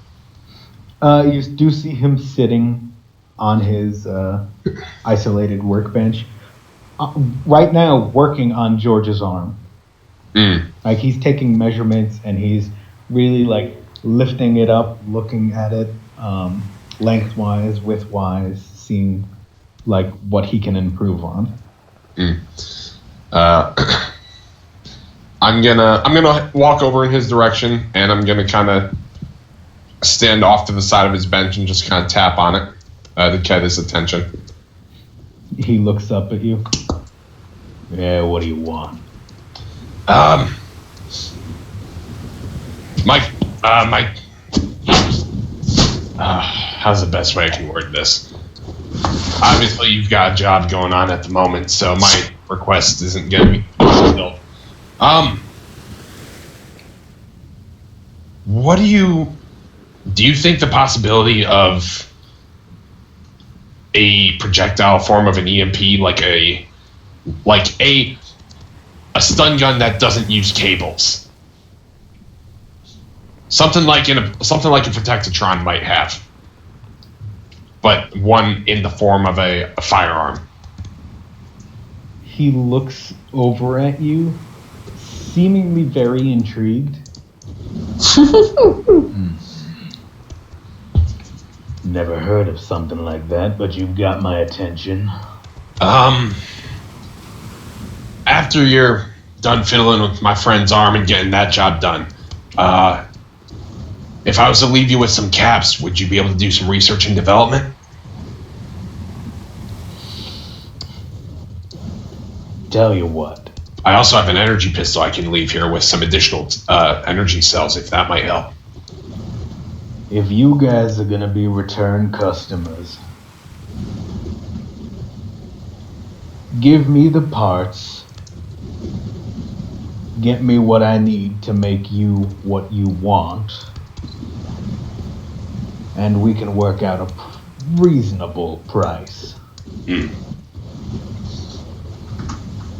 Well, do you have an idea of the things I have on my person that might be of use in this project? Again, it's the energy pistol and the additional cells for power. I've got a couple of EMPs if you want to hold on to a couple of those to try and maybe splice the tech together. And I've got some steel and a vacuum tube with me. I don't see how the vacuum tube can be of use, but maybe the extra steel could be used for binding things together. I have some paper clips, and he has some glue. We're going to try and order a nuke. Oh, my lord. That's what I have at the moment. Apparently, we've got a task that we're going to be heading out to work on, and we should be coming back. Is there anything that you think I should keep an eye out for on this? In your travels, you come across more EMPs and a lot of copper. Give it to me, along with a little more steel, maybe a bit of adhesive, and I can get you set up with something. Awesome. All right. I'll see what I can find. Good. Tell your friend his arm's gonna be 3 days. I think George already Got it. knows. Oh, he knows. But He wants you to be reminded. yeah. Yeah. All right. Right. What? So real quick, more steel, copper wire, adhesive, and EMPs, right? Yep.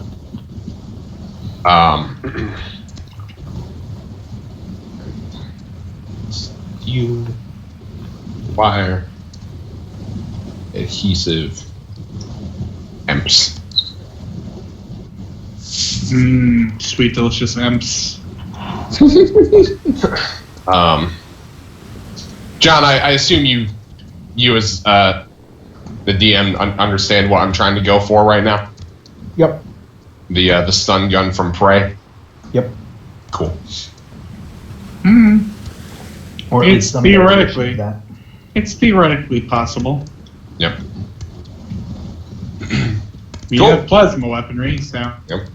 technically there is already a weapon like that in Fallout, but it's less a pistol and more like a gauze rifle type device. Yeah.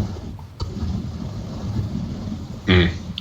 So, So it's much more unwieldy than what Lucas is aiming for. Yep. Cool. So, what is Lucas doing? Do you want me to leave the energy pistol and the EMPs and steel that I have here for you?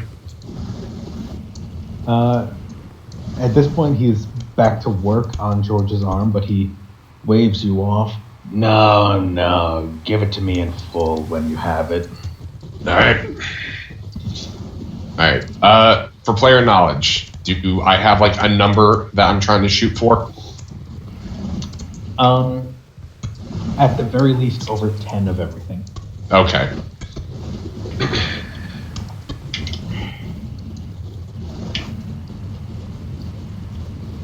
So at the bare minimum, 10 of everything. It won't really affect the final outcome, but the more you get, presumably the faster it will be to get it.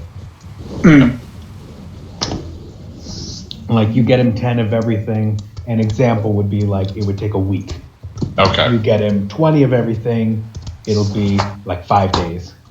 It'll get progressively shorter the more shit that I have. Yeah. The more Give you him can help 60. Yeah. Give him 60. He just alakazams it into existence. John, is it safe to say that we all have our own personal locker in the barracks? Presumably one that has a lock on it? Right now, you do not, because Okay. you have been just pretty much taking whoever's bunk you wanted. We have to actively request that. Okay. Yeah. Okay. Or you would have to get what essentially amounts to a player home. Yeah. I'm gonna inquire about that. Would I have to go up to the office, or is there someone that I could talk to elsewhere? Well, it is worth noting, because you probably saw this. Wait, no, Lucas didn't. Oh, wait, yeah, no, Lucas saw George's pile. George was assembling equipment to build some kind of structure. So, you could. For sake of argument, work I'll go on and that. find Bucket. I'll go and find Bucket and ask what the fuck that was about. Okay. Yeah. George, what are you doing? George was helping. Is it safe to assume they eventually shoot George off when they realized he couldn't really help much more? Pretty much, yeah. Right, so he did what he could, and So I'm gonna be one more minute. I'm just gonna drain my pasta and I'll be back. I'm gonna say George kind of heads off to the flight deck because I can't remember if Nancy explicitly said, although Nancy said she was going to try and get a vertebrate. So George kind of heads off in search of Nancy. Okay. For the sake of expediency, I will say everyone, like George, as you're walking up the ramp to get back into the Arcwing, that would be around the same time that Nancy and Lucas are walking down the ramp. So the rest of the party pretty much meets up all in one area. All right. George looks at Nancy. So how'd it go? At the beginning, terrible.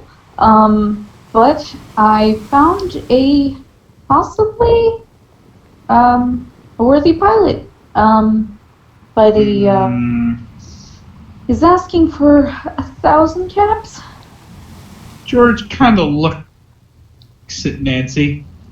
You shouldn't have to pay someone to take you on a mission. No one else will do it, though. Why? George just kind of like furrows his brow. Let me guess. Too afraid?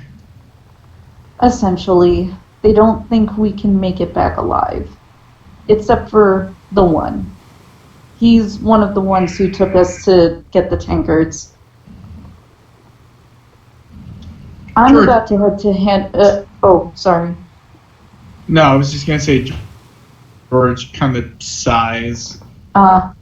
It's like, and just kind of Sort of I'm puts about- his hand over his eyes. Sorry. No, it's fine. My bad. I'm about to head over to Hannah to see if I can get some money for this pre-war money.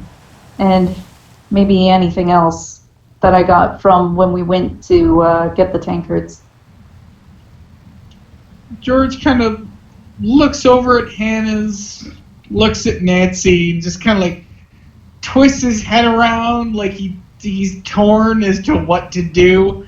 He's like, how about you have me do it? Why? It's I George thought I kind was of looks. the boss. Have return. Okay, George kind of looks at Nancy.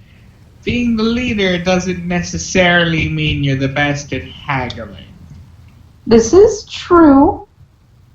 Man, I wish I had you when I went to go to the pilot. George looks at Nancy. That's where I was gonna go. Well, thank you. I should have thought of bringing you along beforehand, though. That's on me. As a Yeah. boss, I need to think of these things. Well, I won't always be here, so. Don't. No. Oh, did you think I was implying I would die? Oh no, you'll die long before me. I more meant I won't always be physically around you. Okay, good. Because I have seen you shoot yourself in the head before. Well, I didn't see you do it, but you know what I mean. George kind of sighs. Man, you talk about my suicide attempt with very lax terms. Well, I figure it's at this point I shouldn't make a huge deal out of it because I Hey, you figured keep we'd bringing be it past up. that. I'd really Yes. like it if you'd stop bringing it up. That would be fan-fucking-tastic. I will try as long as I don't think you're being serious about certain things like I did just now. Fair? Let's go see how much we can get out of Hannah. Alrighty. George kind of looks at the pre-war money.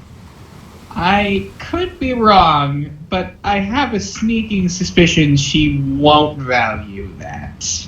Well, it's worth a try. I suppose. And I have some other fun Well. stuff in here. We shall see. And yeah, George heads over. Nancy Paul. Lucas, for reference, they are talking about, like, you have been informed that you need 1,000 caps, and they're going to Hannah's right now to try and get a little bit more money. Alright. I guess I'll be with them. I'll just say I was quiet during that conversation. I'm going to withhold how much I have until I know how much we can get out of Hannah. Smart thinking. You saucy bitch. I'm pretty sure George knows Lucas is loaded. Nancy has no idea. Lucas has been very responsible with his money. George is very frivolous because he values people more than money. Lucas has mainly kept such a large cash for these times that we really need it. Fair. Nancy hasn't made much cash. That is also fair. Normally, cash is just something you find on dead bodies. So what you really need to do is kill more people. That won't be a problem. Quick Yeah, we'll tips see for about that. success. Commit murders. Da-da-da-da. Off to Hannah we go. You found Get Tim's stuff. wallet. Oh God, Timothy's wallet. No, Yes. not necessarily that Timothy. I was just imagining some office worker. His bloody corpse is lying in the background with you just doing the Zelda item pose with his wallet. Oh my lord. right, so yes, 2 Hannahs. Okay. If I ever heard something from an audio clip that should be turned into an animated, that right there. Yep. You obtained that guy's wallet. Da-da-da-da. So, as you walk over to Hannah's, a lot of the people are still working, but they do give what essentially amounts to like a nod to George. And George just kind of reciprocates the nods. Nancy is suspicious. George, does George see that Nancy looks suspicious? if you want, yeah. He just looks at Nancy, smiling. I'm plotting a drug deal. She laughs. Yeah, like you could get high off of anything besides electricity. I don't even think that would work. The drug's good for him. Yeah, but then what does he get out of it? Money. The love and admiration of my people. Of your people druggies. Your drug Yep. folks. Druggies are surprisingly loyal. I should know. What? As you are walking up to Hannah's, there is a small window on the second floor. A burst of fire just I was about to erupts say. out of it, and Oh no, did you get a new toy? the guard outside She already of had the toy. the guard outside of the building looks up at it, sighs, and walks inside. It's a What terrifying world we live in where everyone around me is actually more insane than I am. What the hell was that? I Should we believe go in it's... there? In some instances, it's military standard issue. In other instances, it's the tool of a madwoman. Specifically this instance. If you've never been attacked by a crazy person with a flamethrower, you aren't living. Haven't gotten there yet. Nope. Don't worry, it'll happen. Maybe today'll be your lucky day. I was I about walk to say. in after George. Oh my god. Wait, are we going in? No, but that, unless you actively steer them away. No, Wait. no. I'm okay with this. Hesitant, but I'm going in. Oh my god. So the whole party is going inside? Yeah. Okay.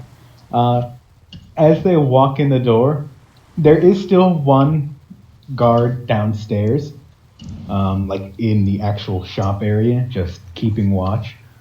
But you do see he is a little antsy as he keeps making glances at the door. The door to go up to the second story. Oh my god. So- Jesus Christ. What is she doing up there, friend? He notices that you came in. Oh. He hesitates for a minute with his mouth hanging open.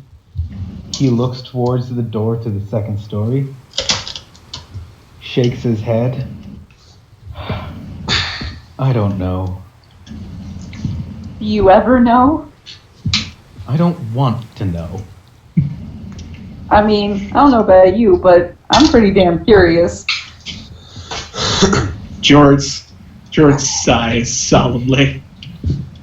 I mean, if there's a barbecue, I'm not gonna say no to free food. The only things that are going to be getting barbecued up there is probably human flesh. I Or my figured, flesh if I'm not careful. or mine. I've heard ghoul is quite delicious with kale. The fuck is kale? George sighs. I don't entirely remember. Weird lettuce. At this point, you feel the entire building rumble and shake. Oh, Oh, shit. boy. You hear frantic laughter upstairs. Good. Great.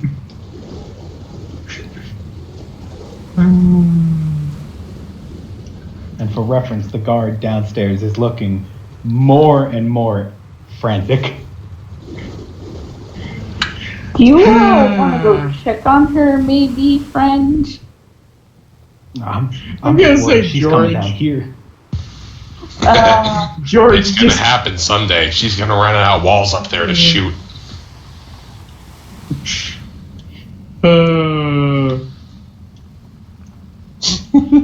Jesus Christ. So what would you like to do? I'm gonna say George just calmly walks up the staircase. I flip a cap to the guard downstairs Oh my as God. I walk up behind George. Alright. Nancy's last and kind of salutes him. Don't return. I hope you have a great day and get a new employer who doesn't drive you crazy. That is the best possible thing you could say to somebody before you die. Well, I hope you have a good day. He looks over to you. If you don't return, I have to bury your body. I mean, not if it's gone.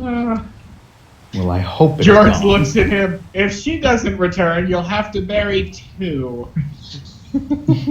One will be significantly less rotting than the other. So you're going What? upstairs? Yep. Yep. Okay. Talking shit, George. He was saying he would kill Hannah. Yeah, but if they both died within like moments of each other, there would be no rotting. She's a robot, Matt. Yeah, but if they both She died wouldn't within rot. moments, All right, whatever. you don't bury a The body rope. 3 years after it's dead. Whatever. You're missing the point. As you're walking up the stairs to the second story, a pair of metal legs comes flying down the stairs. Oh, God. Oh. I roll agility to catch it. You're Alright, rolling go Jolie for to it. catch her legs? Oh boy, 18 total. 18? Okay. They seem to be not really rocketing, but just tumbling and falling down the stairs. You can pretty easily pick it up and really make it like so it doesn't fall all the way down the stairs. Mm. So now you're just holding legs. Yep. I swing it over my shoulders like a faux scarf. Wait, Okay. hold on a second. He's holding a pair of legs. Yep. I'm assuming Hannah's legs. And they are metal legs. He's wearing a woman's legs like a scarf. That's the joke. George takes the legs from him, making no effort to not hit him over the back of the head with the legs as he does so. Nancy actively, but lightly smacks Lucas on the cheek. Bad. No. George marches up the staircase holding her legs. Okay. Did you lose something? I think she did, George. You think that's pretty They could be bad. someone else's legs. Mm-hmm. When you walk up the stairs, you see Hannah and two guards are up there. The two guards are frantically trying to put out a fire that has started. And Hannah is inspecting what she's holding. Looks like a rocket launcher. But she is completely... Okay. They are someone else's legs. Great. Swell. Fuck you. I mean, you still slung someone's legs around your neck like a scarf. That's not acceptable. I hung it over my shoulders. I didn't wrap it around my neck. When you say a scarf, it's usually implied you're wrapping it around your neck. No, no. I didn't fucking tie it. I just swung it over my fucking shoulders. Okay. It's still inappropriate. Whatever. It's a robot. It doesn't have feelings. Yeah. Hannah doesn't have feelings. She's cold and decisive. Just keep laying on the rail. This is me speaking, I don't not get Lucas. consent. Make the wasteland great again, right, Lucas? First of all, not Lucas who's speaking. So what would you like to do? So Hannah currently has this in her hands, right? What? She currently has the launcher in her hands. Yep. Nancy's gonna gently approach her with her hand. Very slowly and carefully. How you doing? If you wouldn't mind putting that down real quick, I got some stuff I'd like you to look at. And I'd like not to die today. As she hears your voice, you kind of startle her, so she drops the rocket launcher. Jesus. Oh no. It makes a notable George. thud and crack in the floor. Jesus Christ. Out from the launching part, like what comes out of it, tumbles out 3 grenades, all just what essentially amounts to like glued together. Oh dear. George looks at this. He just kind of looks over this entire situation. And it's just like, he looks ever so slightly disappointed. Hannah turns around to the rest of you. Hi! Hi, Hannah. How you doing? What's this you got here? I mean, Dad. it's like an M42 rocket launcher. She has I death. have no idea the model. It's a rocket launcher. She kind of puts her hands on her hips and she looks down at the rocket launcher. Well, I wanted it to be a new toy, but then it didn't work out, and then it just blew up, and then it blew me up, and then fire. Yeah, we noticed. We very much noticed. Do you make weapons, Hannah? George looks at Nancy. Honestly, at this point, I wouldn't be surprised if that were the case. I don't know where the fuck she keeps getting them. Where are you getting these?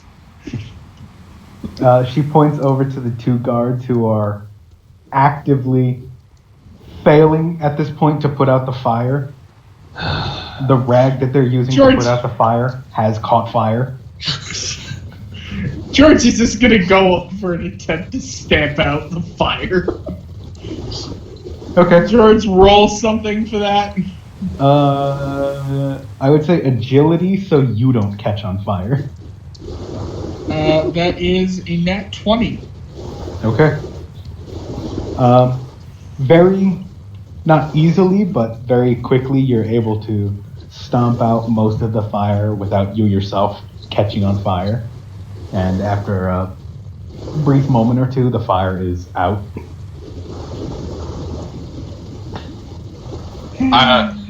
After she points out the two guards, I kind of look at them for a moment. I look back at her. Just don't let those explosives take down the rest of the settlement.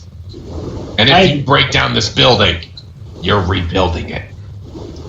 She looks over at Lucas. Well, duh. Okay, I'm glad we have an understanding. George looks at Lucas and it's just like, he kind of gives him a look of relative disbelief. Just like a, you're buying this look. What? In regards to what? To you believing her. I mean, I didn't even bring up that the guards were bringing her shit. I just said... No, I mean, like, believing that she has any level of concern for the damage she might cause. Okay, then in that case, after George gives me that dirty look, I'm going to look back at her. If you destroy any other buildings other than this one, the funds to rebuild them come out of this shop. She looks at Lucas and puts her hands on her hips again. Well, duh. Okay, boys and girls, that's enough. Okay. Hannah, you want to take a look at some stuff for me? Are they weapons? No. No more weapons. George puts his hand over his eyes. No, they're not weapons. Are they useful in any way? Not Yes. particularly. Yes. I have useful things. Like what? 8 new Coca-Colas. Don't need them. Okay. I have a nice leather vest. Don't care. I have 2 isopropyl alcohol. Those are medical supplies. She would know that. Okay, never mind. I mean, she could still sell them. It just might not be the best choice. 3 yellow syringe. Have you shown that to Lucas? I don't think so. Are you taking that out right now? Yes. John, do I see it? You do. Do I know it? You do. What is it? What is it? That is Medex. I do not know what that means. That's morphine. Don't sell that. Sweet, delicious morphine. That's a very powerful medication. I have some pre-war money. How much of it? A good amount. Best I could do is 7. She kind of turns to George for assistance without saying anything. She shows him that she has 31, but is careful not to show Hannah how much she has quite yet. George looks at Hannah. Look, I know you're only interested in guns, but I'm sure you understand that a lot of people still trade in pre-war money. It's got a relatively high value. You take the pre-war money from us, you can get guns cheaper. Roll charisma. Alright. Ooh. 20.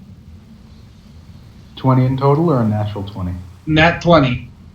The dice like me today. Okay. Hannah seems to think it over for a minute. Well, if I get me more guns, how much do you have, and how much do you want for it? Nancy turns to George in a low whisper. How much do you usually ask for One pre-war money. George does a little mental math. Actually, George does a very brief bit of mental math, and then blurts out, "Scotch it, 350 caps for 31." For all of them. For 31. Okay. So that's what George says to Hannah. For 31, you want 350? Mm-hmm. What does That's it where look I'm like? starting. Are they all intact? Yep. Okay. Oh yeah, they were in pretty good quality, weren't they? Mhm. Yeah, George takes them out and shows them. That's paper. Yes. It's currency. More valuable than caps. I'm inclined not to believe you. Full charisma. Does George have to roll charisma again? Hannah thinks it over for a minute. Most you're getting for that is 80. Ah. George just kind of pauses. It's just like, looks ever so slightly exasperated. It's not worth it. We'll just find someone who recognizes the value. George Okay, bye. takes Nancy and starts heading out. Yeah, he knew that wouldn't work. What about some plated leather? She doesn't want the leather. She offered leather. No. Nope. Hannah is of a single mind. It is not worth arguing. Nancy waves to her. Thanks anyway, and try not to blow yourself up. I'm pretty sure the only reason Hannah is still in business is because she is a violent psychopath.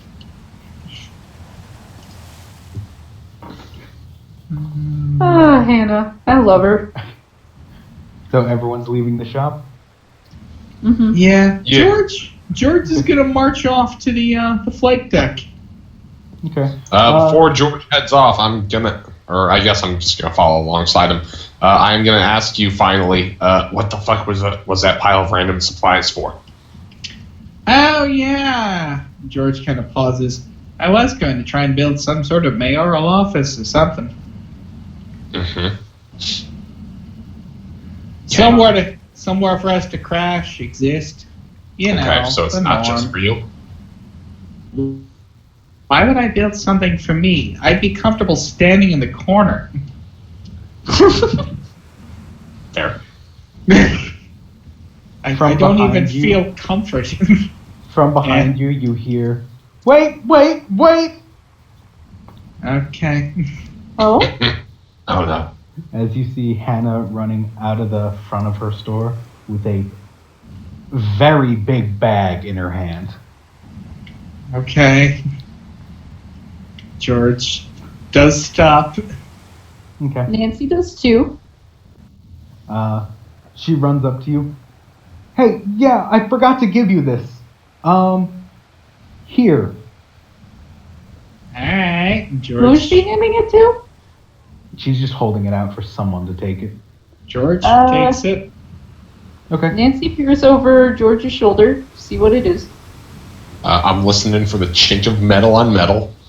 Oh, you hear a chink of metal on metal. I'm sure I do. What is it? And she runs away. Yeah, see you later. George. Oh, George pauses for a moment. It's just kind of like, may as well embrace death. And he opens the bag. For reference, the bag is about the size of your head. Yeah, I kind of figured. Okay. So George, how much money's in there? It is a. It's either leather money or bag. grenades. It is a leather bag filled to the brim with caps. what? And so the investment begins to pay off. I'm going to hope that we just know what's in there. Because game. Yeah. Because game. For reference, what is in that bag is 2,500 caps. So you got the 1,000 covered, and then 750 for both of you. Oh. Wow. Okay, so do I add that to my thing? 750? Yes. Okay. George holds off. Well, I have other plans for now. Oh, so you're not giving the money? Well, George will give Nancy. I guess I'll give her the 750 for now. Okay. But George just kind of keeps the rest of the bag for the time being. I don't know if we're going to need to spend the 1,000 yet. Understood, I think. Are you going to try and see if we can get him for cheaper? And see if I can convince one of these cowards to actually do their jobs. Should we head up there then? That's where I'm going. I'm a follow, because I'm the boss now, apparently. The badass boss. And she takes a pose. She, he, or Z who wears the magical bracelet gets Michael, the I've updated your caps power for of, you. Alright. It's the power of leadership, which includes, and is not limited to, being largely ignored, and presumably the first one killed if we're captured. Yep. Enjoy! I will say, as you're walking away, you do see a lot of the Brotherhood that's walking around. They do have some of Hannah's weapons.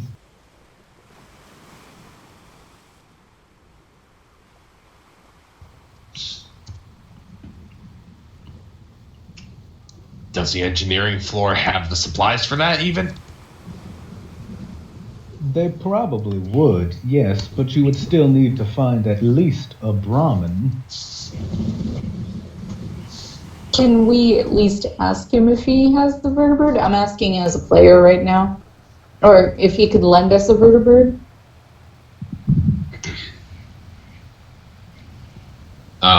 Since I guess I should have brought this up regardless. Just to recap, vertibirds are grounded for this specific task, correct? Right now, I would like to save as many lives as I can. I am still sending teams out, but I would like to keep the vertibirds here and as many paladins as I can. Every single team I have sent out thus far, farther than at least 50 miles, I have not heard from again.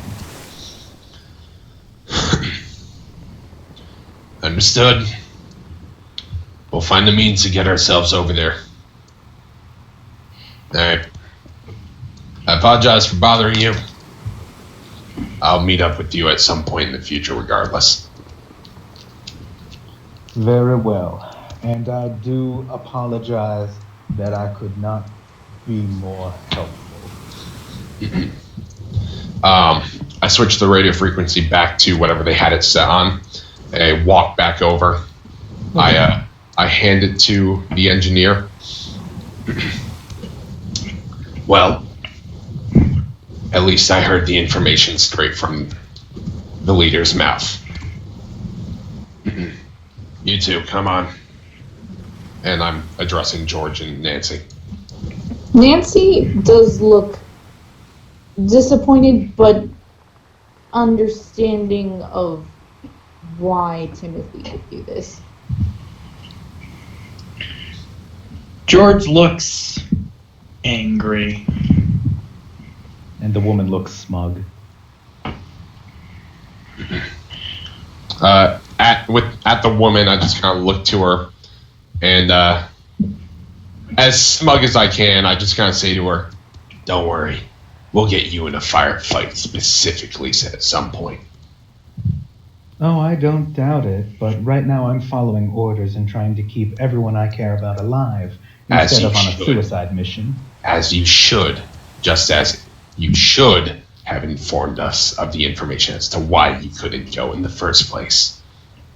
Well, when someone, and she points over to George, decides to throw politeness out the window, I don't really care to tell you all the details. I care about getting this out of my face. George sighs, looks over his shoulder. I'm sorry. And he turns fully to her. Try to understand how many times me and my friends have almost died in the past week trying to do everything we can to help you and your people. Over and over and over again.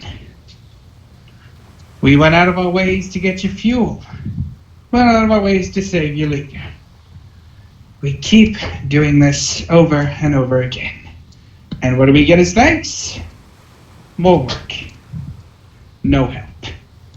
Every turn. So when I come up to you, and I ask for help, and I already know you outright refused her, and I know her, she's polite. So if you already told her no, you won't do your job. You won't even help your own people, let alone us. What's the point? Well, the point is, I am doing my job. If you want instant gratification, then by all means, go to another settlement. Go help them. There are plenty of people who need your help. Yeah, we need your help too. But if you're just going to act like this every time you don't get immediately what you want, because we were told we can't go out anymore to save our lives, well, I'm sorry, but there's nothing we can do. Do I want to help? Yes. Do I want to lose my life? No. So I'm not going. Correction. And just a slight one. You said no to me before Timothy told you no. We don't know that. Thing. Nancy, did she Timothy might have expressly sent out a tell you raid. why? Or did she just say no? She said because of the 3 paladins. That's not enough of a reason. Regardless, information was not conveyed. The vertebrates have been grounded for the time being, aside from use for express permission from Timothy. George sighs. Why would Timothy send you on a mission and then ban the vertebrates from taking you there? It's because he didn't send her on a mission. He just said that was the option for us to follow. I made my own mission. George sighs. He knew I was going to do this. George sighs, then looks at the pilot. Well, it appears I was misled. I apologize for my temper. And he walks away.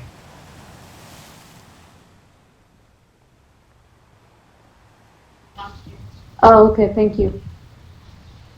No, I think I'm good. Yeah, they hurt my ears. Yeah, they hurt my ears too. Sorry, I'm talking to my sister.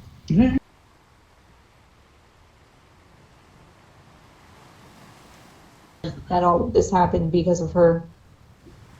But figures pressing the matter further won't do any good. So what is everyone doing? Nancy's in thought.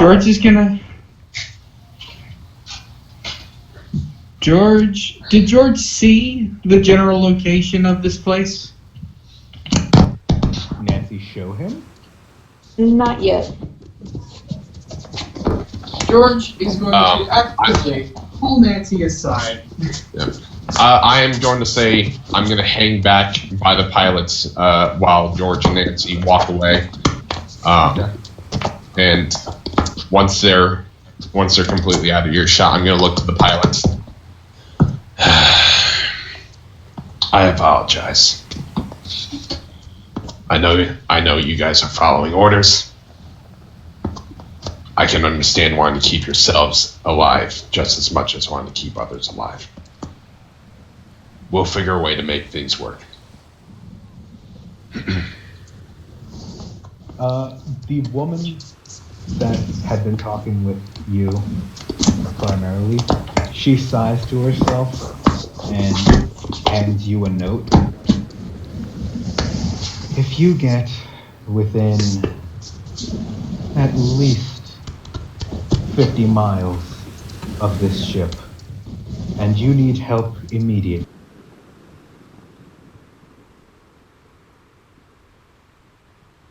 no further than 50 miles.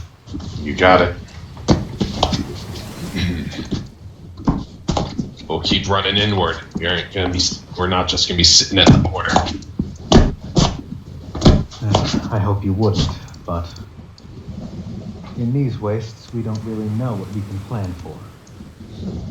All I can say is I will give you help within the parameters I'm allowed. Again, understood. My robot friend's been stressed lately, and the girl is fairly new to this. Yes, we can tell. Regardless, as you said, within 50 miles, if we need immediate evac, we'll radio in. We'll only have the pit boy, so we'll only be able to ping with that. So there's no two-way communication. Well, if you can actually radio in, that would be better, but we will keep an eye out for any pings from a pit boy. Okay.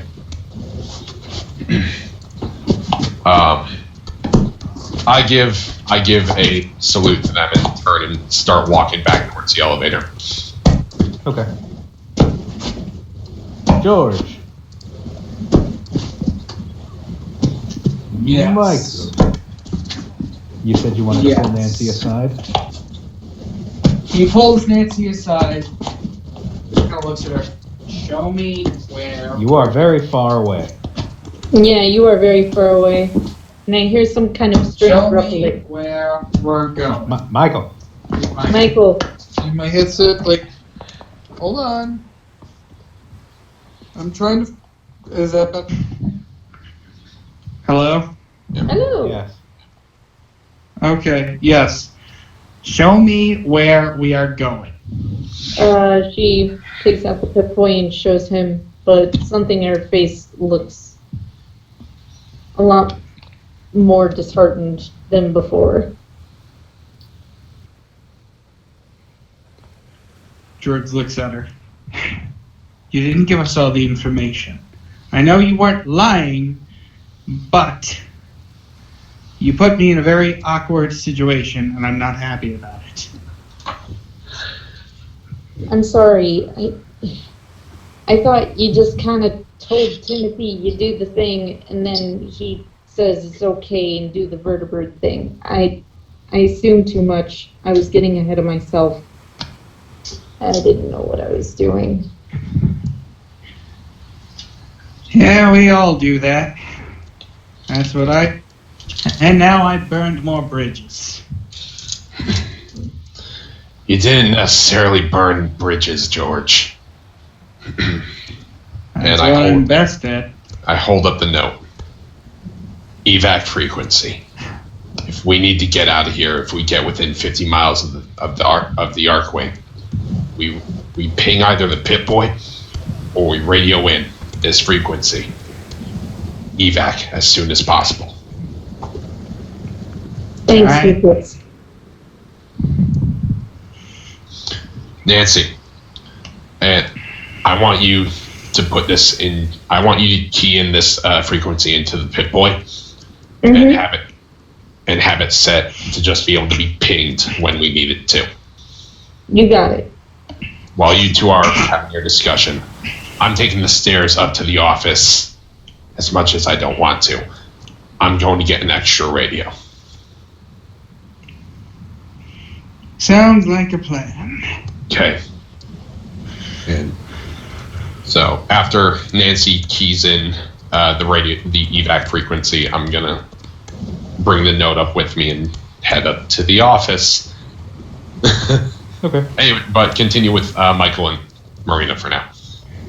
Okay. I'm going to say George kind of motions for Nancy to hold off a second, and George actively walks toward the female pilot. Okay. Everyone at that point has already gone back to looking over the blueprints. Yeah, you figured. Hmm. Yeah, you figured. He's going to kind of calmly walk over and gently tap her on the shoulder. She turns back to you and sighs and then turns fully to you. Yes? I know I like to be more formal. I'm a hard ass and an asshole, I know that. And I'm not gonna lie, my past experiences with the Brotherhood, and he kind of looks down the symbol on his chest, despite my current arrangements, still color my interactions. I'm assuming you know of my kind's sordid history with you. Yes. Everyone here knows that synths are not usually to be trusted. However, based on, as you said yourself, all that you have done for this Brotherhood, and all that you have done for our family, and she points over at pretty much everyone on the flight deck who's wearing a Brotherhood uniform. We can look past some things to accept you for what you are because you helped us. George kind of looks over everybody else. It's hard to understand the distrust, but, well, he chuckles. I guess that's the way it is, isn't it? Either way, I came here to apologize, not dig up further issues. Point I'm trying to make is, I jumped the gun. I didn't have all the information, and, well, I'm tired of not getting the help it seems like we need. So, I flew off the handle. I shouldn't have done that. She sighs to herself and looks a little annoyed at you. Why are you apologizing for protecting your family? Well, it's not the first time I've been a tremendous inconvenience. You ever heard of the railroad? Yes, we have had some dealings with the railroad. Just to run with them. Now, most of them, they're either humans or they look enough like humans that they pass. Me, and he kind of points to his face, I didn't pass so much.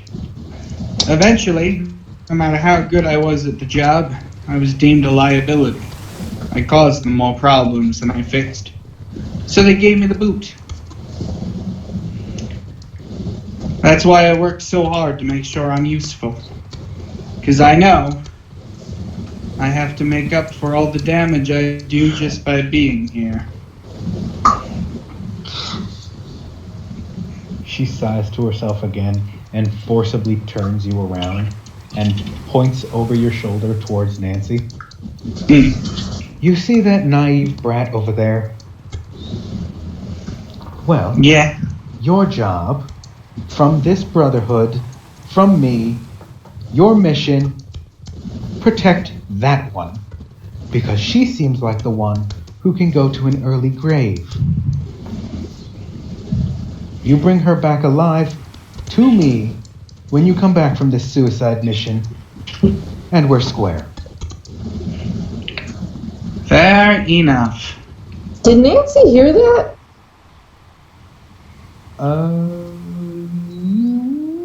Probably not. Depends on if you follow George over to the pilots or not. I'm gonna say she didn't. Okay. She's just taking a moment to herself. And George kind of nods at this, and he does say, "Yeah, she probably didn't mention it because she keeps mum.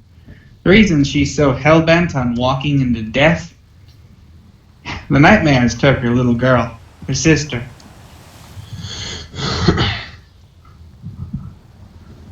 She sighs to herself.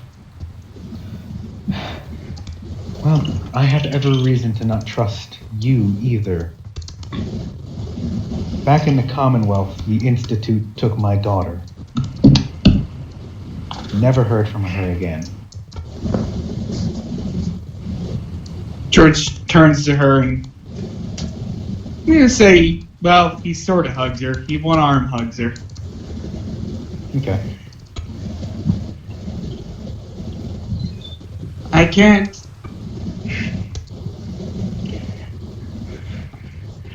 We're all victims of them in the end, aren't we? They destroyed that place. We all lived in fear. But so far as I can tell, they're gone now. You and me, we're remnants. We have to figure out what to do with that past. I'd prefer we did something positive with it.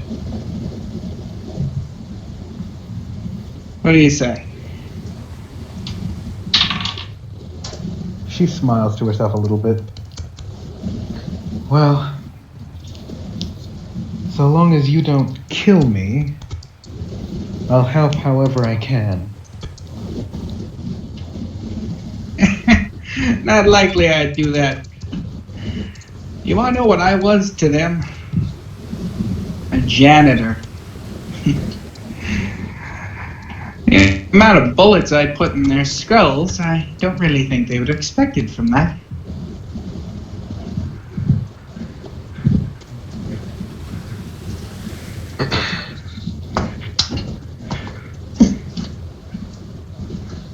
She kind of Either pushes way. you forward. Bring everyone back alive. Yep. Alright. I'm gonna say George heads back over, and we should also probably call it, because Marina wanted to leave at 10:30, and it's now 11:10. Mm-hmm. Yeah, before we do, if you guys don't mind, I guess Nancy's gonna take a turn to apologize to people. Okay. Oh, she's been interrupted 3 times now before going back to work. I enjoy food. Let us eat food together. I too am human. Let us do the dance of forgiveness. That's the Monster Hunter prance. I was gonna say no. She just begins aggressively Cossack dancing. Oh my god. You guys aren't gonna let me live that down anytime soon, are you? Never. Nope. Okay. Nancy waits till George is done, and after a moment, she wanders up.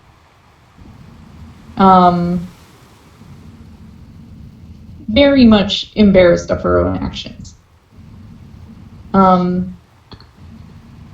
If I could have a moment of your time to, I don't know what the guys said, but I know that I just wanted to apologize. They were just trying to stand up for me. I'm stupid. I'm not gonna lie. I know I'm stupid. I don't know what I'm doing. And I was under the impression you were just saying no because you were afraid. Which I wouldn't blame you for. It was just frustrating. I didn't know Timothy said no, and I should have cleared things up with Timothy. That was on me. Don't get mad at them. Get mad at this stupid girl who doesn't know what she's doing. She sighs to herself and looks you over. Jesus, are you all this depressing? Can George hear this? Please. Were they being depressing too? For the sake of it, I'll say you can hear it as you're walking away. George calls out, "Yeah, the short-haired Timothy's son is a ball of happiness and stupid."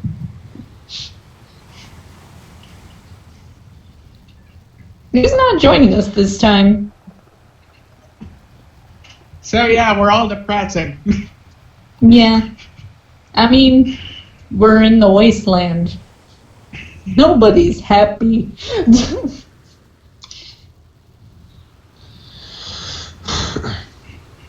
She pretty much sighs and looks over everyone who's currently working on the blueprints.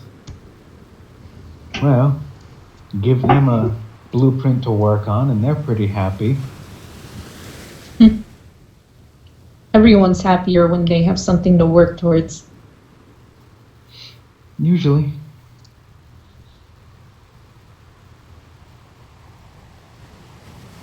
But, I have to say, I feel undeserving sometimes of having those two having my back. I mean, look at me. I'm not like them. I'm not like you. You know what you're doing. But enough of the woe is me crap. I just didn't want you to think that I was just stumbling around and not appreciating what people were doing for me. I hope you understand that I was just confused. She looks you over again. Yes, I can see that you're very confused. Mm-hmm.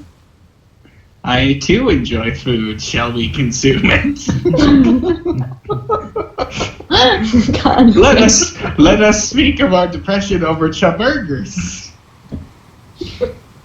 And the Nuka Over Colas. the French fries. Can I French- interest the you in French- some fine, delicious crab meat?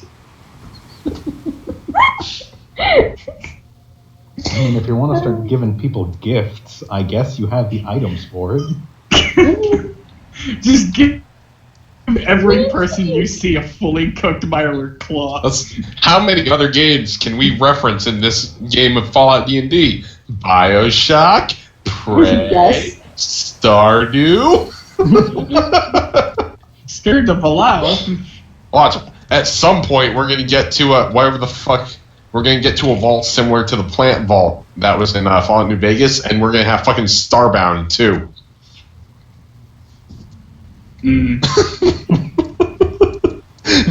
I like to imagine in your mind right now, John, you're just repeating, "Don't tempt me."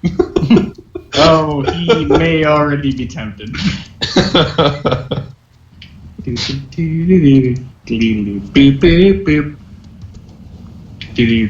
So, is Nancy saying anything else?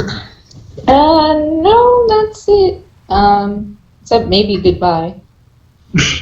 Okay. Nah, he punches her in the dick and walks away. Because, you know, she totally has one of those. You don't know. You don't know. You don't know. She could have been irradiated. She might have both. Ah, we live in the world of Dr. Shadman. You've been exposed to two rads. You have now grown a giant glowing penis. There could be worse things. I suppose. So she does say her goodbyes and turns back around to her blueprints for the fourth time. For the fourth time. And now Lucas is like, hey. No, Lucas is walking up the stairs back up to the office because not that much of a walk. How's it going? Nancy goes over to George. Hi. Should we... First of all, I want to apologize to you again.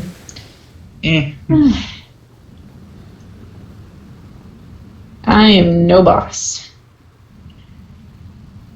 But, George looks at her and just kind of sighs. Do you want to know what the last boss I had was like? It was Vlad. it was Vlad. George was going to skip Vlad. It was Wow. the boss before Vlad. Desdemona. Who? What? Someone who's very, very dead. Oh, She was a- Railroad, right? Yeah? I remember you telling me about her. She sounds really awesome. Yeah. Yeah. You see, the problem with her and all the fellows who came before her is, well, they all died. Admittedly, most of them didn't last very long. So long as you last longer than them, I'll be happy. I don't care if you sometimes make errors, even they made errors. All I want from you is to keep your head, and he pokes her in the forehead, to stay firmly planted on your shoulders. Can you do that for me? I can try. That's But all what if can I ask. turn into something like Hannah? Where I just, blow up things for fun. You see, I thought you were saying became a sim. Oh, is that possible? Technically. I don't have the technology to make such a thing happen, but theoretically, I don't know. I mean, I'm part of the way there. She gestures to her leg. We'll just gradually replace each part of you with machinery. Hope you don't mind if your head's a toaster. That's all I can really manage right now. Will I sound different as a toaster? Will I just make toaster noises? What should we do, Nancy? Bzzz. Ooh, lightly toasted. In the back of her mind, she hears Lucas say, "We can put your voice modulator in your rear end. That way you can continue to talk out of your ass." That's evil, but I like it. I'll make you much different. Oh my god. It's cruel. So, is that where we're holy Christ, where we would It's like to leave it? Yeah, I think we're good. Yeah. So currently, Lucas, George and for the Nancy sake are of on the flight deck. Lucas is walking up the stairs to the office. I am going to say this as I'm walking up. I take my my dress shirt off and I wrap it around my face. Oh. Okay. What are you doing? I think literally all of us are confused. Preemptively putting a bit something over my face to block the smell. I've already been up there prior to today. Yeah, that's true. Mm-hmm. Alright, folks. Good job, team. Oh. Was it a good job? You did I good. messed up, but you guys did great. No, I didn't. I yelled at somebody without even knowing why I was really yelling at them. For once, Lucas was the glue that held shit together. Good job, Lucas. Yeah, basically. And now we get to see what happens to the party when Vlad isn't, I wouldn't say the moral center, but I was gonna something. say, Vlad isn't president. Probably, Potatoes. if Vlad isn't president, it means George will be shot less. This is true. Suddenly, George will get out of the. George will go like 3 fights without being damaged, and will just kind of look over at Lucas and Nancy like, huh. Because I'm actually relatively certain the vast majority of damage George has taken has been caused by blacks. Right. So real quick before you sign off, Michael, I feel like you would enjoy this tweet. Batman would have put Thanos in a blender in the first 30 minutes. Wouldn't have been a movie. Guy response: Fam, Batman got his back broke by a nigga with asthma and a sleep apnea mask. Fuck off. That is true. Although, I will say this in defense of the Batman theory. Batman is all about prep time. They knew Thanos was coming for what, like 5 years? Yeah, Thanos would have tried to roll up on the planet, and a fucking like stealth shield would have appeared, and the ship would have just exploded before it got into orbit. Oh my lord. He didn't fly into orbit. I didn't think. I thought he just fucking warped in. His kids flew into orbit. Oh. So Thanos could have gotten to the planet, but his children would have exploded. Which probably would have... No, that would have drastically affected the plot of the film. Everyone here has seen Avengers Infinity War, right? No, and personally, I don't give a fuck about spoilers. But, session is done. So if y'all want to leave, y'all can leave. Alright. Yeah, I'm tired. Good night, guys. Good night.